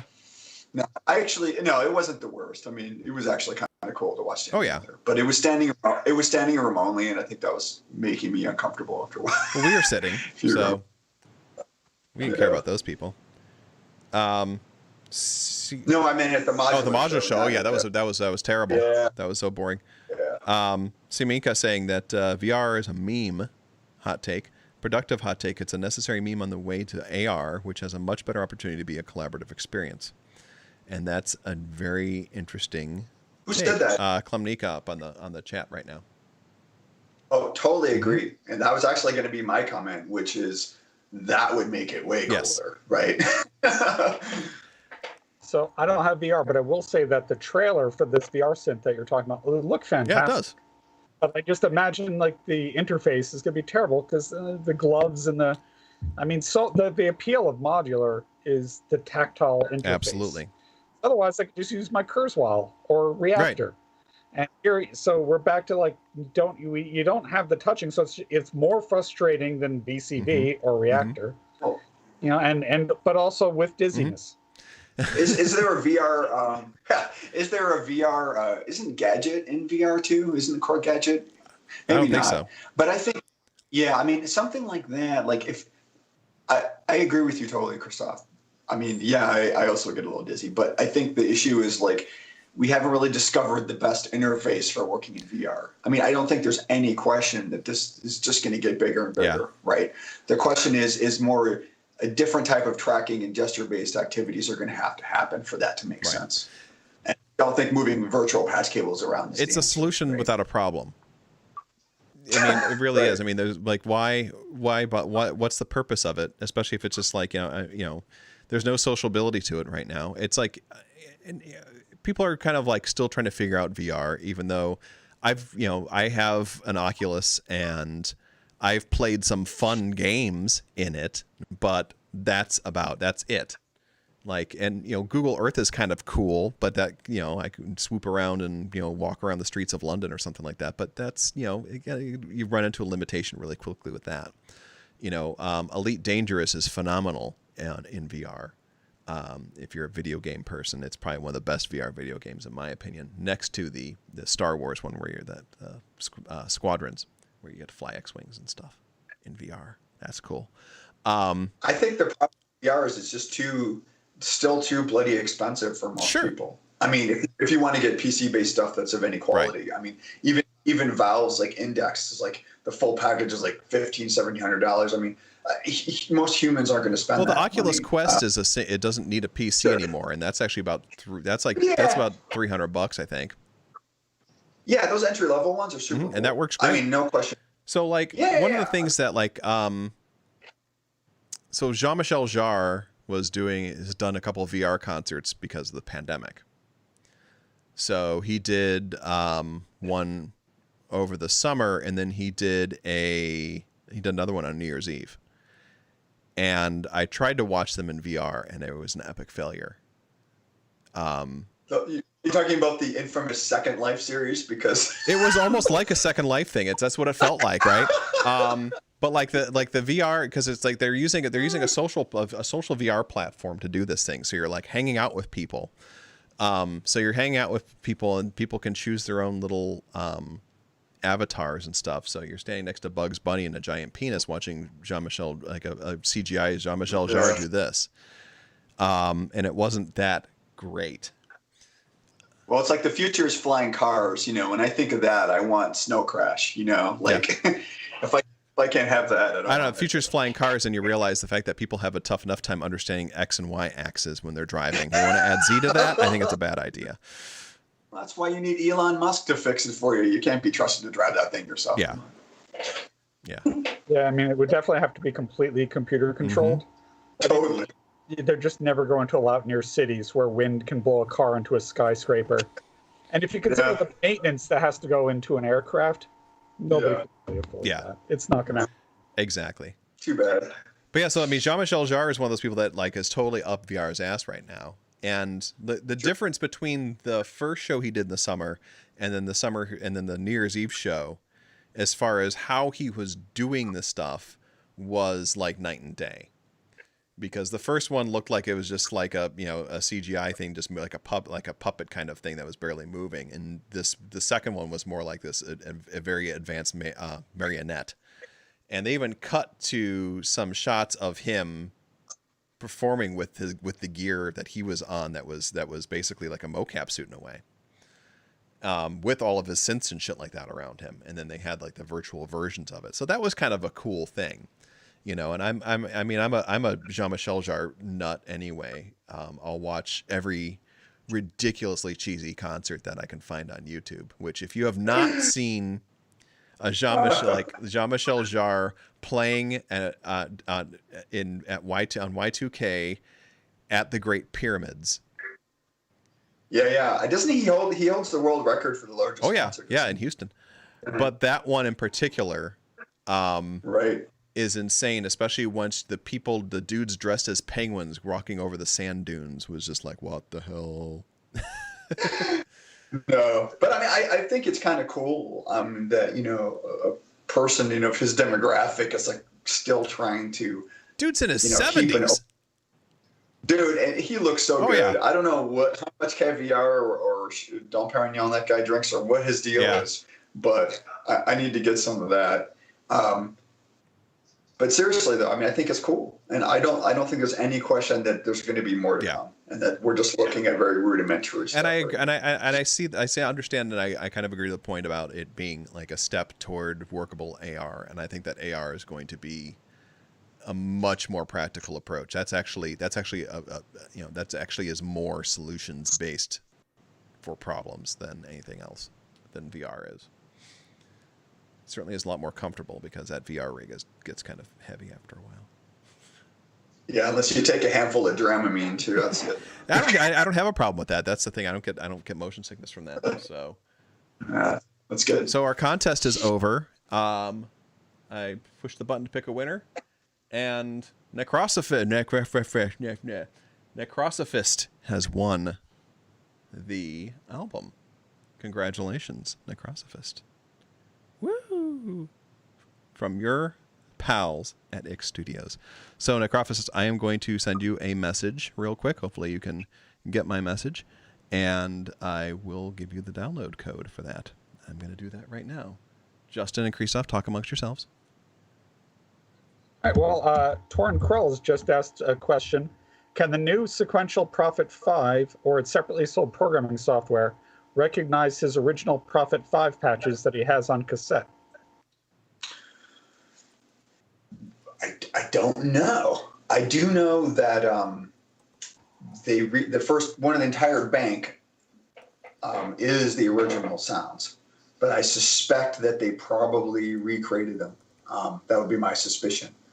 So I actually don't know the answer to that, but, because I didn't have the incredible honor of having an old Prophet.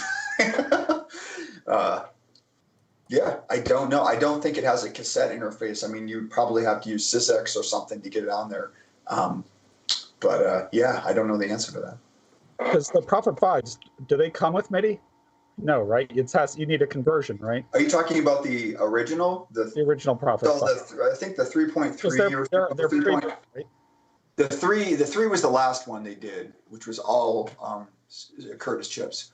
And that one was, in fact, pre-MIDI. They did sell a post-MIDI kit after they released the Prophet 100. I'm just thinking, because with a post-MIDI kit, you're really not going to get SysX for dumping your patches. So you would have to convert whatever digital format the cassette backups were doing into a SysX format, which sounds like a lot of work. It does. So I have a story about the creation of the Prophet 5 presets. So Alan Howarth, who worked with John Carpenter and did all the soundtrack for the Star Trek movies, he was an early purchaser of the Prophet 5, and he'd made a bunch of patches for it. And then while he was working on it, it needed servicing. So he sent it back and said, I need this work. And while they were servicing it, they said, hey, we like these patches. Can we use them? And he said, sure, I don't care. And so a lot of those sounds that he made wound up in the original Prophet 5 sound banks when it had a bigger release.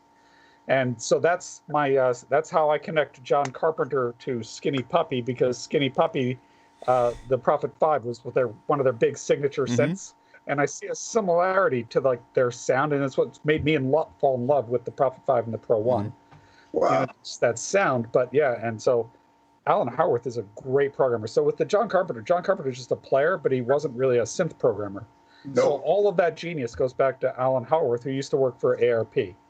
And but yeah, so that's way too much information about the Prophet 5.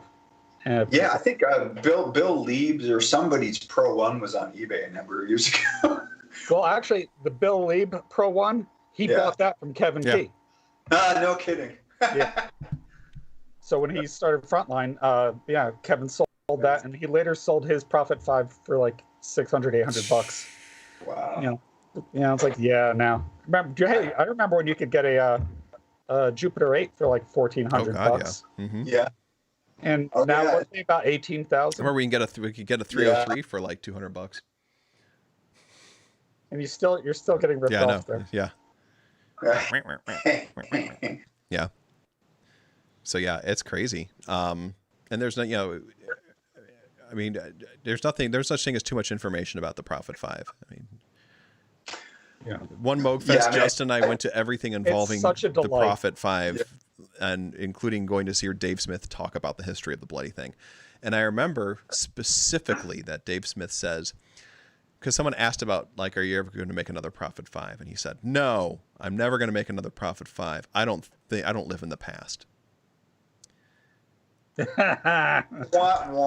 Well, look, there's a couple things there. I mean, it's my 70th birthday, I'm giving this away or whatever.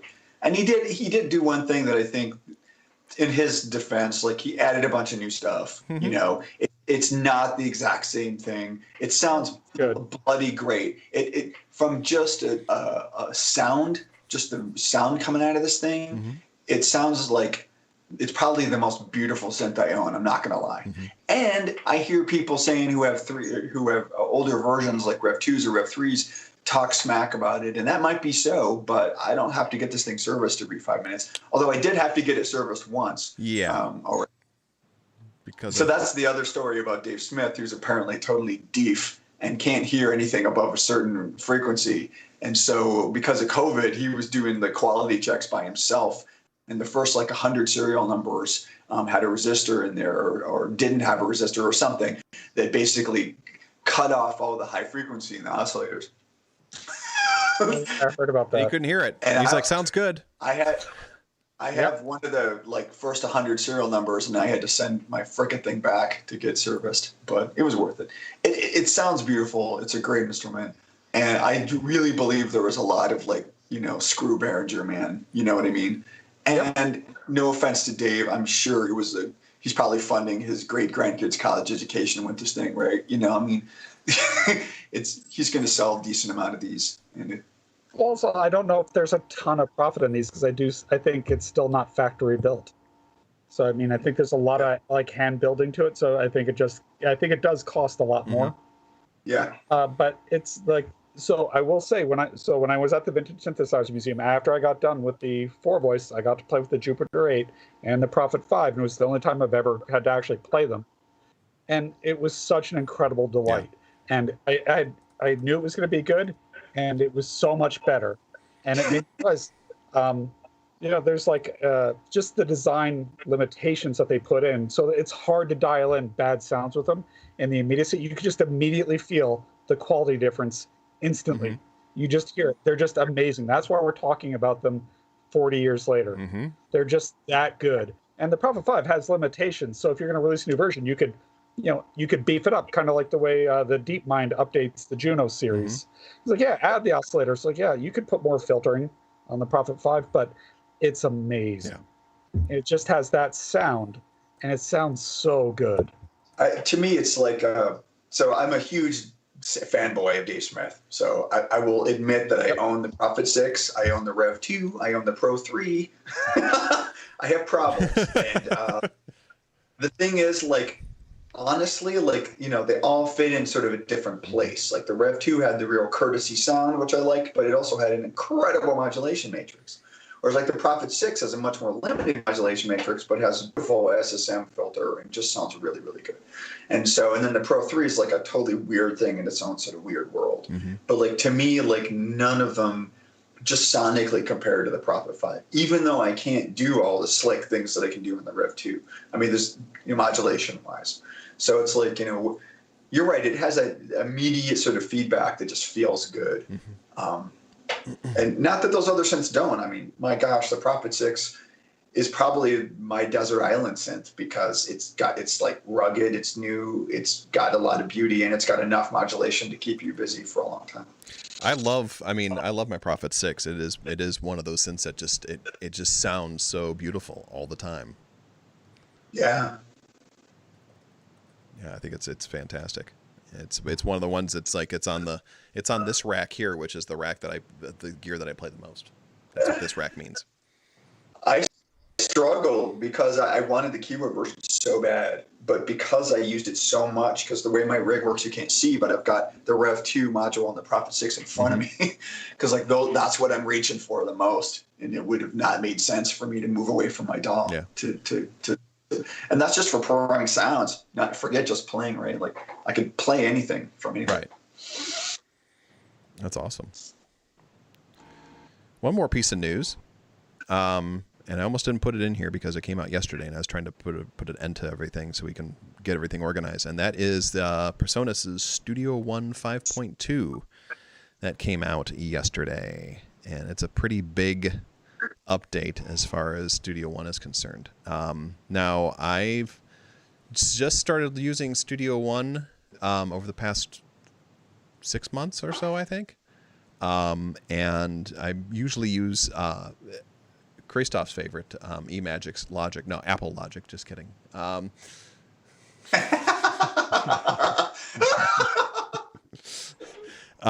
Or Reason. But I tend to... Oh, man, I got Spite Cam. Irate.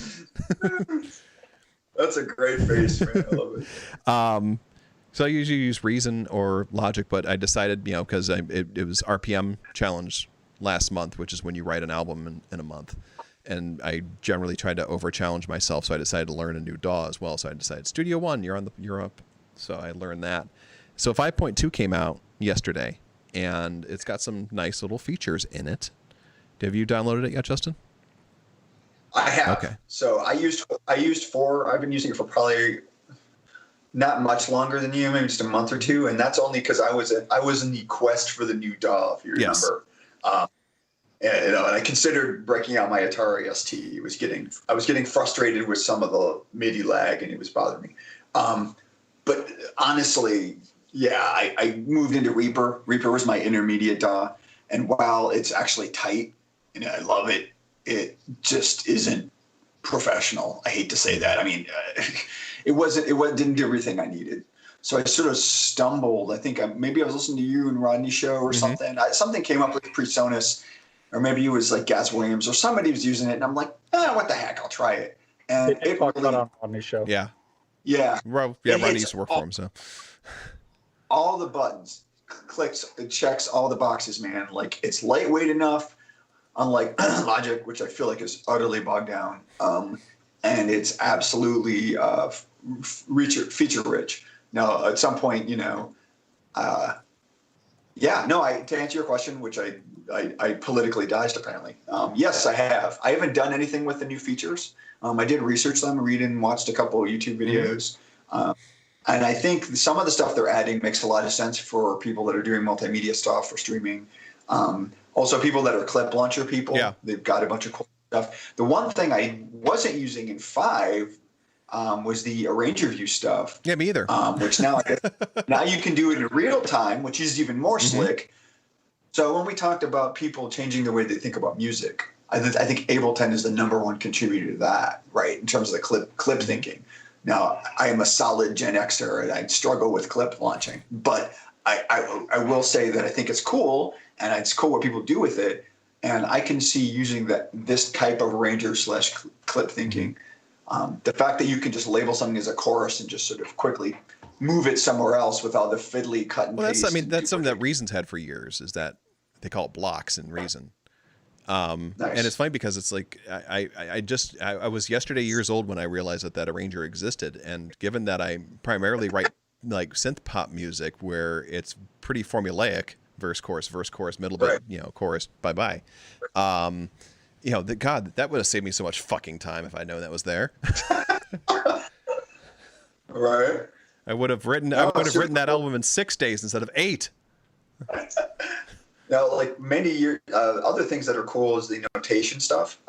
Now, many years ago, when I used to do scores and actually have to play, sheet music and stuff, or write things out to sheet music. I mean, I haven't had to do that in longer than some people have probably been alive in this discussion. But to me, the be able to drop stuff into that is super cool, and the fact that they're still supporting that for people that are composers or ASCAP publishers that actually want to publish sheet music.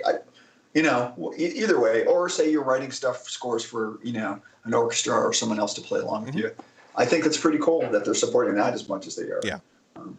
So that's neat. The hardware controller improvement is nice. I am an Atom SQ user. I'm a Faderport 16 user with these things.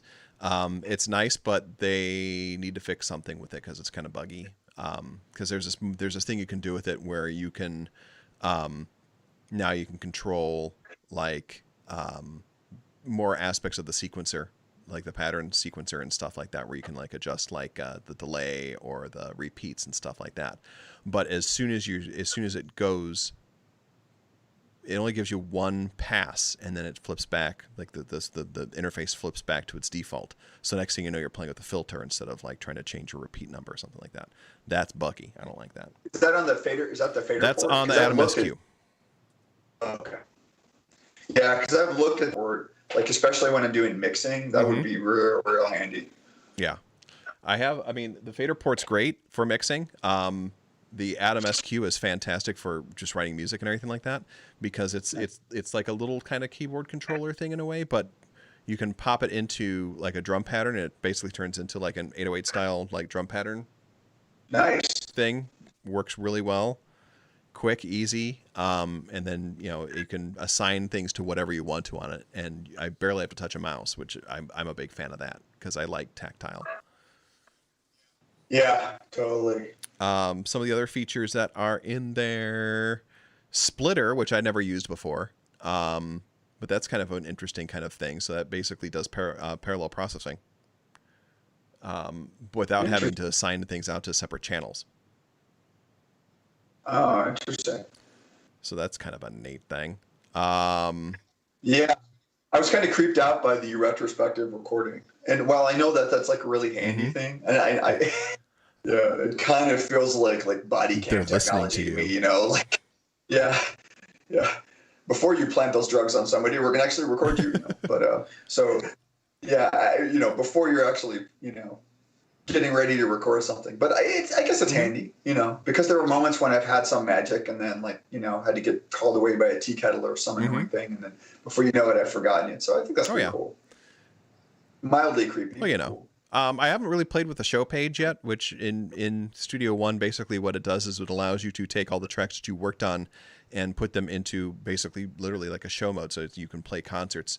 For folks that are familiar with Logic and MainStage, it's kind of like the competitor to that whole thing, where you. I was going to ask about that, that's really cool. And so that's kind of it's kind of handy because you need the synths or effects that you're using to record and stuff like that into it easily moves into the show mode. It's kind of a lighter weight kind of version of it.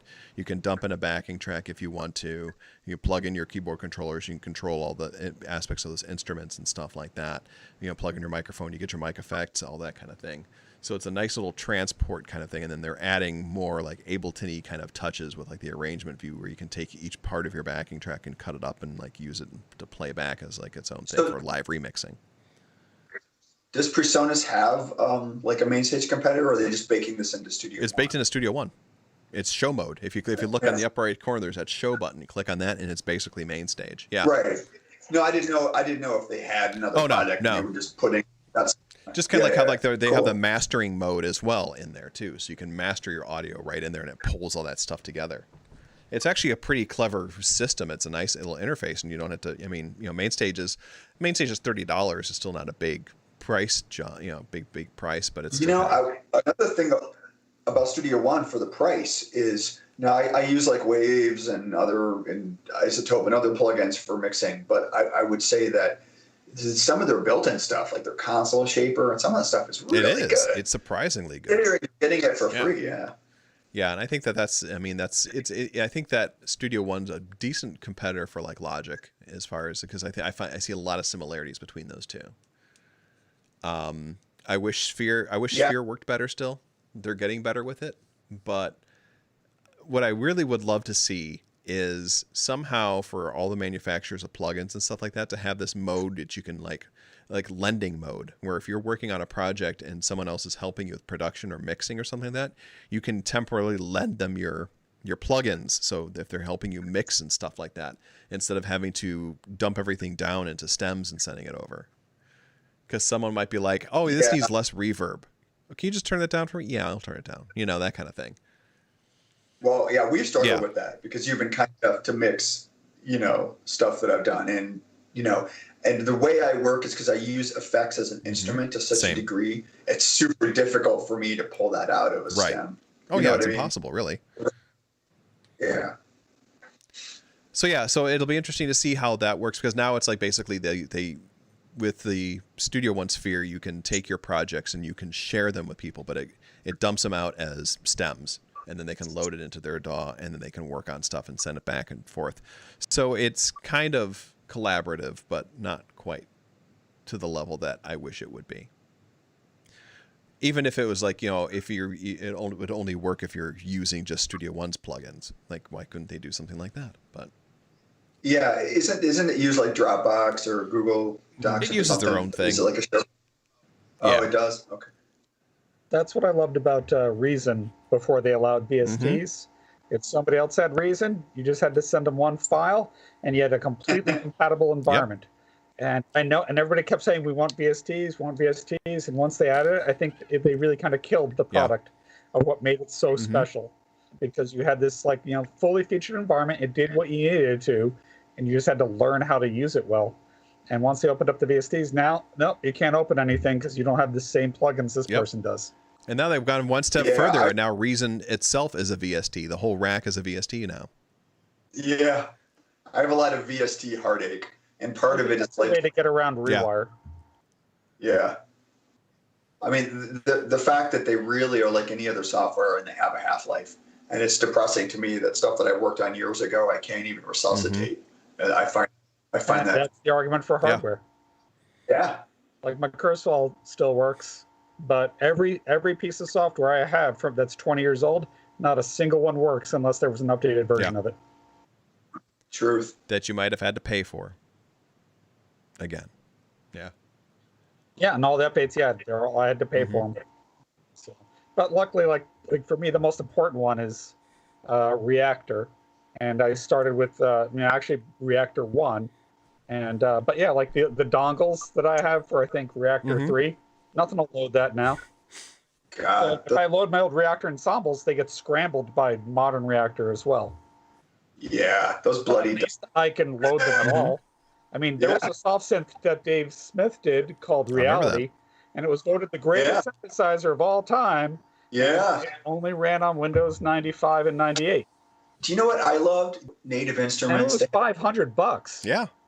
They had a Prophet 5 emulator. Was it called the Pro 3? Yeah. Do you remember that? Or the Pro 5 2? Yeah, Pro 5 2. That's what it was. That thing was beautiful.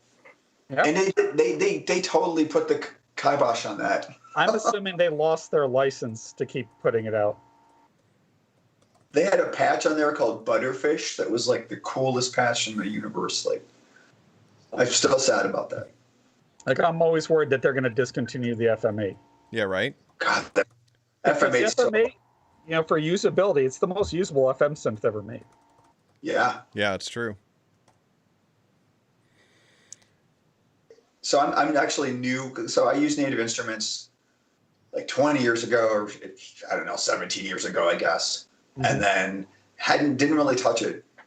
And then came back and started using Machine and the MK3 I got. And I kind of approached it like a toy, but it's kind of like an enclosed environment. And yes, it'll load VSTs and stuff. But I don't know. There's something kind of appealing about that. And it limits you, but it doesn't. I mean, I think the kind of off-the-shelf stuff is kind of interesting because, coming up on samplers like I did is very often if you didn't have stuff you could sample, you were messing with the sample discs that Insonic was kind enough to provide you. So you had to make do. I mean, you remember the old Disraeli stuff, Andrew, right? I would buy like Syntar discs, like addictively, right? When I was living in DC at that time. And I would just immediately find ways to mangle the hell out of it because I had no other source of musical input. Right. I mean, there's no other way to do it. I remember seeing the sample CDs you could buy in the back of like Keyboard Magazine. Yes. I remember I really wanted to get the Art of Noise one that JJ Jexelik put together. Yeah, me too. Yeah, and it was like I should have. And it was like $100, and I'm like, oh yeah. And I was like, I was 16 or something like that. I'm like, I can't afford that. It's so expensive. But man, I wonder if it's still for sale somewhere because I will fucking buy that. I know you could check it. I bet you could find it on Fleabay. I bet someone's selling it. You could probably find it on Pirate Bay, really. Someone probably ripped it. I have some of those Fairlight sounds, but I don't have all of them. But yeah. I have a number of the Fairlight sounds on the. Released as something. I have a Fairlight on the iPad, and it's made by the Fairlight dudes, and it has all those original samples in there. One, yeah. So you can pull up the moments of love sound and shit. The Series 2 or the Series 3? What's that? Which library does it use? The Series 2 or the Series 3? That's impressive because the Arturia only has the Series 2 library. So if you want to get like the Terminator 2 sounds, they're all Series 3. Yeah, it has. Yeah. I have you can't see, I have a artistic rendering of the CMI. Absolutely love that thing. And the artists that use it blow my mind. Like Thomas Dolby is the user of it, obviously. And when they did re-release at the same time the software they released, they remanufactured a number of them. I think he was one of the first people to buy one, to re-buy one. It was like, I have this one, and there's that guy Phil Muso. I think he was on Sonic State once. And his entire life is like rebuilding these old that's crazy. It's I mean, they're jankety old computers is what they really are. Yeah. That's one of those things I'd rather have an emulation than the original, because I think they're a nightmare to own, like the old Synclaviers that require 30 amps of power. So I read an article recently with Suzanne Gianni, who is brilliant, by the way. Yeah. Absolutely love her. So good. Her live was so good. But she made some offhand comment about how she bought this Synclavier and was like, it was only $240,000. And this is like in the 80s or something. And I'm like, she was super rich, right? I didn't know that, but I figured that out pretty quick. Not only did she make a ton of money in advertising, but she also married rich. Okay. So she had a lot to blow. Like, she appeared on David Letterman's morning show before he had the nighttime show. And she's going through a wreck, and she's got like an Eventide harmonizer and all this stuff. I mean, she had a ton of money to blow on this stuff, but she famously made some like the Coke sound, pinball sound, and the Coca-Cola opening sound. And so she made she made great a documentary, Life in Wires, about her. Yeah, I'll tell you that the stuff I saw her do on the Buchla at MoFest. I mean, it was. I mean, you went okay. So I've seen lots of modular noodlers, and some of them good, some of them not so good. But this was in another level. I mean, so incredible. Well, not only was it just like, the modular noodling that she was doing was very impressive, but also the fact that she was doing this in 16-channel surround sound. Yeah, and then she came back. Then she came back the next year with a bunch of people that she only had met on the internet, and did a soundtrack to the Island of Dr. Caligari.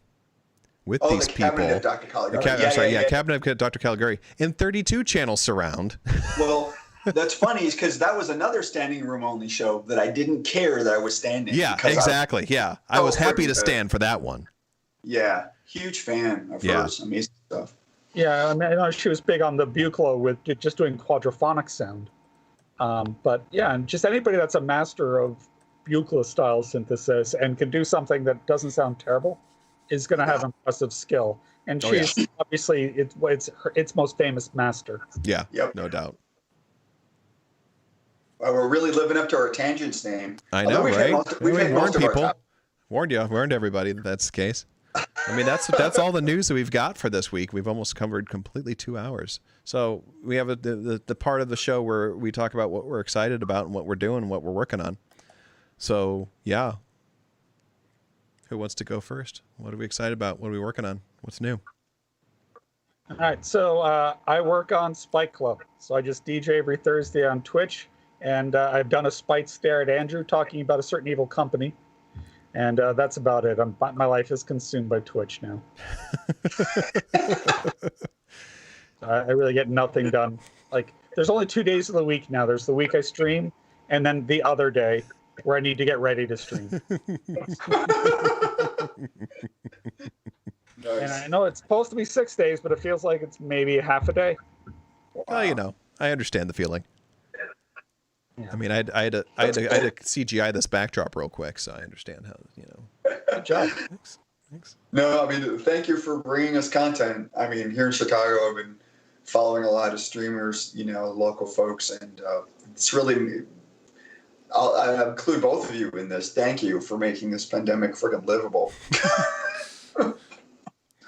I'm just glad that I have people watching, because DJing by yourself is boring. It's true. Yeah. It's the interaction. That's what's gotten me through the pandemic. Mm-hmm. When I'm streaming with there's people watching, I don't feel like I'm alone, even though I'm alone in my room. Plus, you don't get right now, I can see you guys and we're talking, but when I'm streaming, when I do my DJ thing, I mean, I can see people in the chat, but I can't actually see them. And it's weird because I don't know what these people look like or, what they are. They could all be, machines sent from the future to kill us all, but I don't know. And the only thing that's preventing them is your music. Yeah. Wow. This sounds like a good movie premise if we could just get a... Justin's typing he's typing the play now. Get some investors. Yeah. Sorry, my screen's. We'll put it into Storycraft. There we go. Knock out this screenplay in a weekend. Totally. If we can do a Gear Talk show and actually fill up 2 hours with the time of us talking and still maintain an audience that looks like it's only 10% bots, that's pretty good. Yeah. So Justin, what are you working on? Yeah, so I'm doing this like Still Planet thing that we sort of talked about. People don't know. So it's different than the Subsoma stuff since it has like little or no percussion. And it's sort of a tribute to Berlin School, Tangerine Dream / Soldier, but it's also got some weirdness in there. And so I'm like picking pieces of inspiration from the 70s and 80s Tangerine Dream. So it's not really like purely anyone. It's supposed to be like sort of a concept album as a tribute to Jean-Jérôme Mobius, who's one of my favorite illustrators and writers. So I've worked out a lot of the tracks, but I still have a lot of refinement I'm doing. So we'll see. And we're supposed to work on a track together, which I look forward to that. Yes. It's challenging because it's a totally different medium from what I'm using, but that's the thing. Sort of thinking about the next Subsoma thing I'm going to do. I think it's going to be a little bit more aggressive, but I don't really have much more than that right now. Nice. So it's been a tough time. I mean, I've got a lot of ideas, but it's like been really hard for me to commit. And I think a lot of people are probably in that mindset. And It's difficult. No, absolutely. I agree. I just put up a link to the first thing we did as Still Planet, which was the soundtrack to the Trip to the Planet silent movie, which was a fun little thing that we did. Yeah. And, I know we've talked about doing the Metropolis stuff with our other Ixie and Mr. Coleman. Indeed. And I look forward to doing that in the future, too. And when you say Metropolis, you mean the Fritz Lang film, not the record label. Correct. Yeah, the Fritz Lang thing. The record label that I was desperately trying to get signed to in the 90s. Yeah. Didn't everybody? Weren't we all trying to do that at some point? Yeah. My close shot was 98. Yeah, there you go. I was never close. Simninka, thank you. I'm destroying your name. Thank you for the compliments. That's very nice. I'm glad you had fun tonight. Yeah, I did RPM challenge. I decided to do RPM, which again, throughout the month of February, you write an album's worth of music, which is 10 songs or 35 minutes of music. I decided to do it starting February 18th and finished 35 minutes worth of music. Wow. Yeah. Somehow, Justin, your video disappeared. Where'd you go? Back. There you go. There you are. So I did that. Singer's working on the lyrics right now. So Lori's gonna be singing, and I think it'll be kind of cool. So we're doing another Plasma Blackout album. Cool. Yeah, this one's gonna be a lot different than the other one, because it's cool. So the other Plasma Blackout album, that wasn't an RPM challenge. That right? was an RPM challenge. I did that. I did that last year. So, So because one of the tracks on that just blows me away. I mean, it's just emotionally raw and really powerful. I mean, that's something to be. The fact that you did that so quickly, it's quite an accomplishment. You should be really proud of that. Thank you. Thanks. Yeah. By the way, I hate everything, so if I'm praising something, it's a big deal. Because I really dislike almost everything. I know you do. That's why I really appreciate you liking it. I mean, I know the song of which you speak of. Yeah. But yeah, that was that album I wrote in 14 days. This one I did in 8. I think that doing a lot of the improvisational stuff and doing like the Twitch streams and everything really taught me how to work tight and work fast, and being like, and like when we were doing the spooky action at a distance thing, we were literally like, we're writing music as we go along kind of thing. And I think that has really helped me, develop better chops, I guess, for want of a better term, for synth pop, where I can sit down and actually compose. I mean, as soon as this BS is over, it'd be exciting to get back to I agree. As I mentioned, I have ideas, because I think that not to dwell too much on the details, but the most challenging part with doing that, we did shows where the audience picked the tempo and the key. I mean, you literally have zero preparation. Yeah, that was fun. It was great fun. I would say it was difficult to do dynamics because you're not really. It's difficult to control that. But I think with practice, it could get even better, and that is definitely a lot of fun, and it sort of bridges that gap of like, hey, you guys aren't faking it. You know what I mean? Like, we're actually up there making mistakes. Constant. The whole thing's a fucking mistake. It's a 35-minute long mistake. Yeah, I mean, I know they're out there, and just like my life.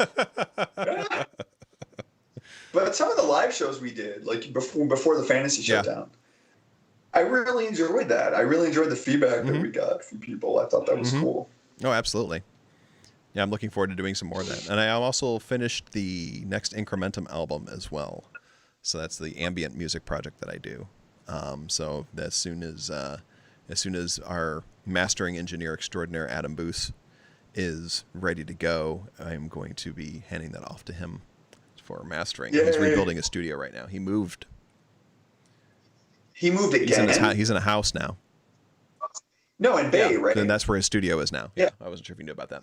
Yeah. When you did the interview with him, he was there, but I didn't know he was redecorating that room. My gosh. He's rebuilt. He tore it all out. He's redoing it from scratch. Wow. He's probably doing a lot of treatment and stuff, right? Like. So that's cool. Well, that's how he makes his money. Makes sense. And Adam Booth kicks ass. Cauliflower Audio. I don't know if we're going to have other panel guests, but there's a bunch of folks that I can think of that would be fun. It either has a fourth wheel or something, and Adam's always good. Absolutely. Fun. So I think as we're heading up at 11 o'clock here, so I think it's time for us to call it a night. Tornkrell, thank you. Thanks for listening, watching, I should say. We are going to be coming back in 2 weeks for another exciting episode. Please follow us. Yes, 2 weeks. Follow us up on here, and we'll be jumping back into more crazy news and going off on tangents. I like that our show is called Tangents, and we're all pale, pasty motherfuckers. And I think gentlemen might be a little bit of a stretch. There's that as well. So I'm going to raid out I must like gentlemen like that buffet episode, because I'm creepy. It's true. So I think I'm going to raid out to Octanode. Folks who don't know Octanode, he does an improvisational kind of like almost ambient kind of chill out stuff with a digital fish tank that you can feed the fish with. Nice. Good guy. So thanks all for watching today. And Kreestof, Justin, thanks for hanging out with me. Thank you all for coming. Thanks. I'll talk to you all soon. Take care.